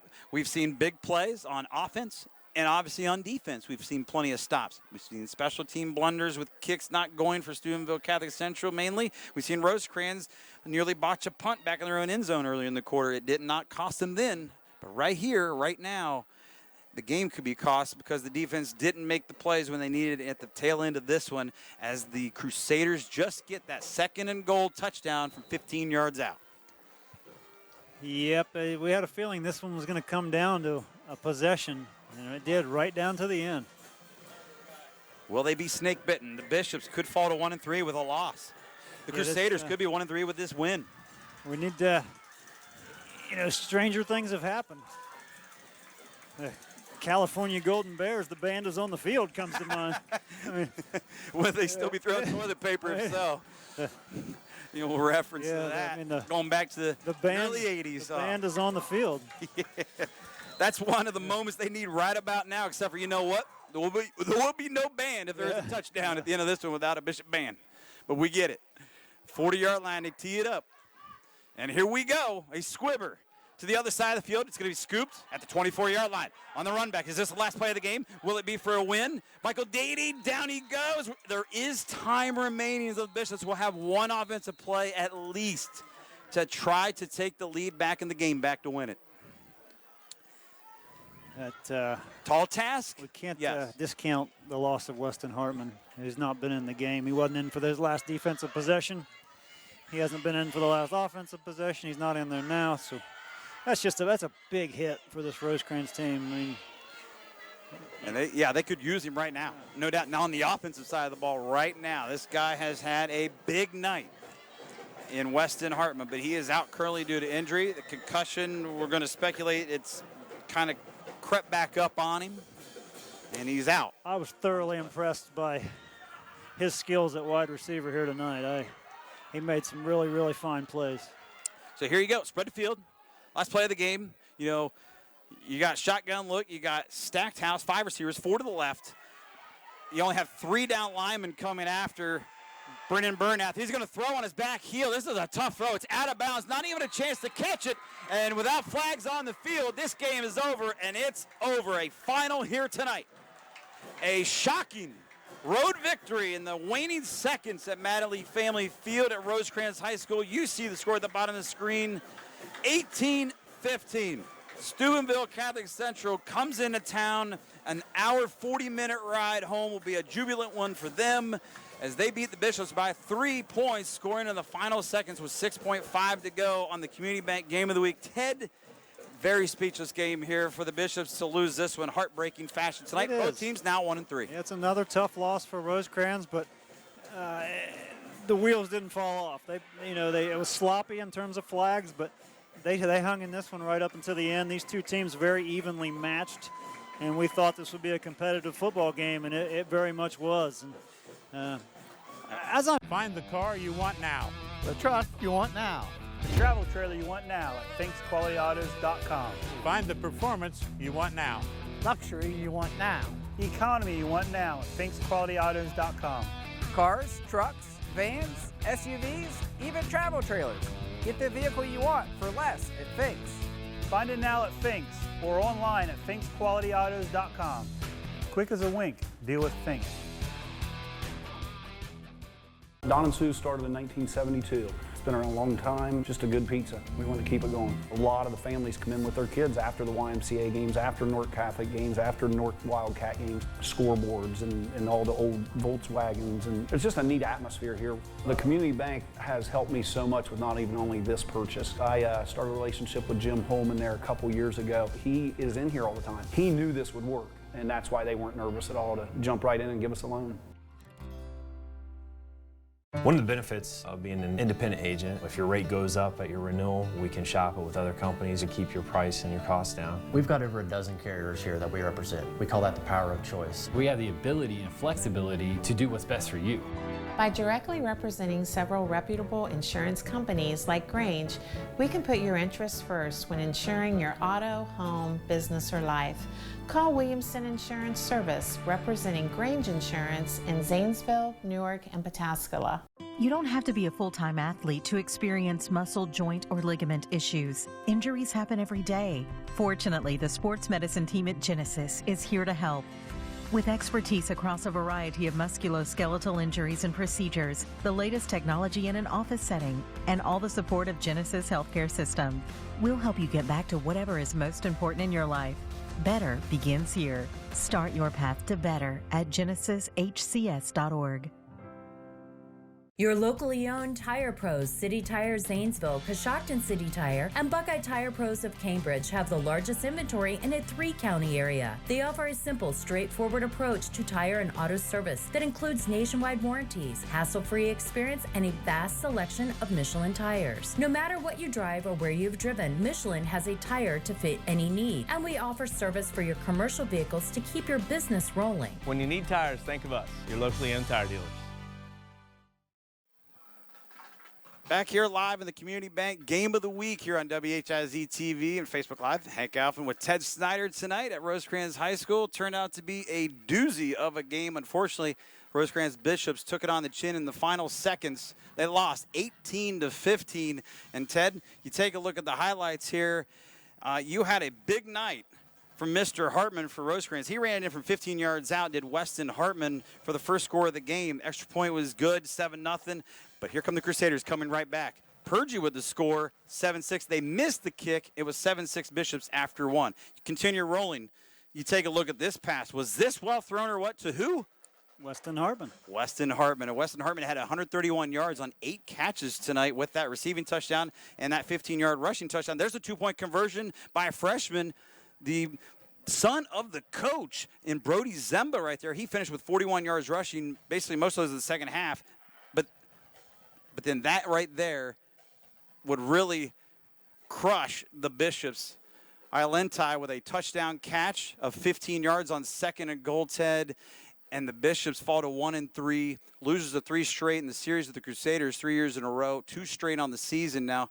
First win for Coach Meek and the Crusaders. They come in here and literally steal the game, but it was a closely competitive game throughout. It was a big special teams play that put them in position to be able to win this game. And the Bishops elected to punt to Purgie instead of punting it out of bounds. A big mistake as he took it back 50 yards and set them up near the red zone. They didn't have any timeouts. It was a good thing. They had less than 2 minutes to score, and they were able to do so. But, you know, Weston Hartman on the touchdown reception banged his head on the turf, and he came back in the game briefly, exited the game again, so still experiencing some concussion symptoms. So we certainly wish him the best. It's a big game for him, and we certainly hope he's back for next week. The Bishops really missed him late defensively and obviously offensively too, is what he was doing tonight statistically with over 100 yards receiving, and he had both Bishops touchdowns in the losing effort. So again, we hope he gets well. He did leave the game there with a concussion, came back left again there late, and they really could have used him, to say the least, at the end of this game. And meanwhile, Brendan Bernath at quarterback had a very nice game. He may have only been 12 for 24, so you look at the completions to a total attempts at 50%, but over 200 yards, and he showed a lot of athleticism here tonight and a lot of courageousness. A lot of poise, a lot of athleticism. Showed the ability to throw, both moving to his left and his right, through downfield, through screens. So a lot of positives to take from this game, even though you lost it at the end. And, you know, you can't always measure that success in W's. You're going to have to take what you can take and use that to better your team, you know, and that's what the Rosecrans will do. Chris Zimba is a great football coach, and like I said, health's the main concern coming out of this, as a couple players banged up. So this is hope for the health of the Bishops, and hope they can get back on the winning track next week. Both teams now 1-3, like you said. Let's see if they can bounce back next week for Coach Zimba in his third year. He's got this program on the up and up. They couldn't quite come through tonight on the Community Bank Game of the Week. You know, the Genesis player of the game here tonight, you know, Hartman had 8 catches, 131 yards, including that touchdown that gave the Bishops the lead late in the game that they couldn't hold.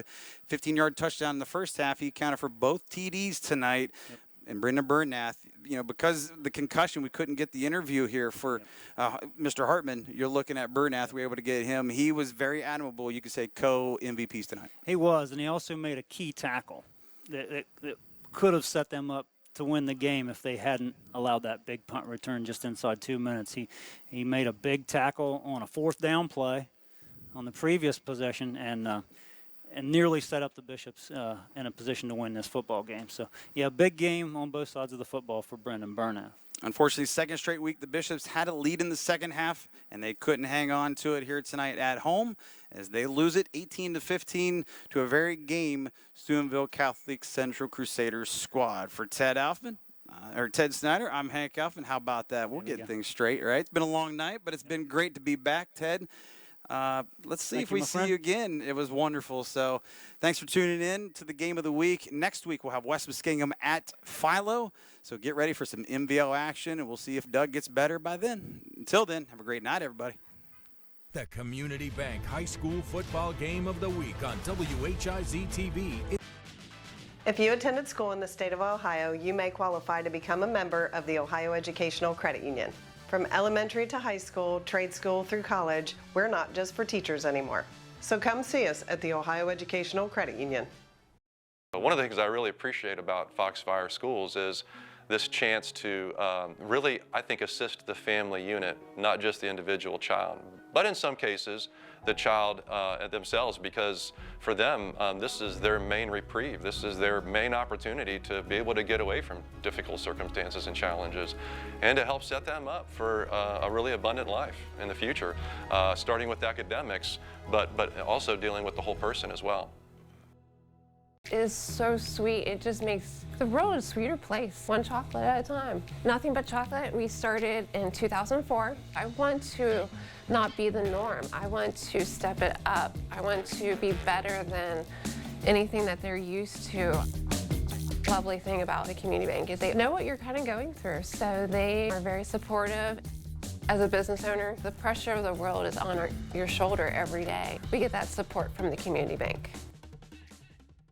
Do you have to ask your wife or husband to repeat everything she says? Or he says? Don't get mad. Call us at Norvell's Hearing Aid Center in Zanesville or Cambridge for a free hearing aid consultation. Norvell's, helping save marriages for over 50 years.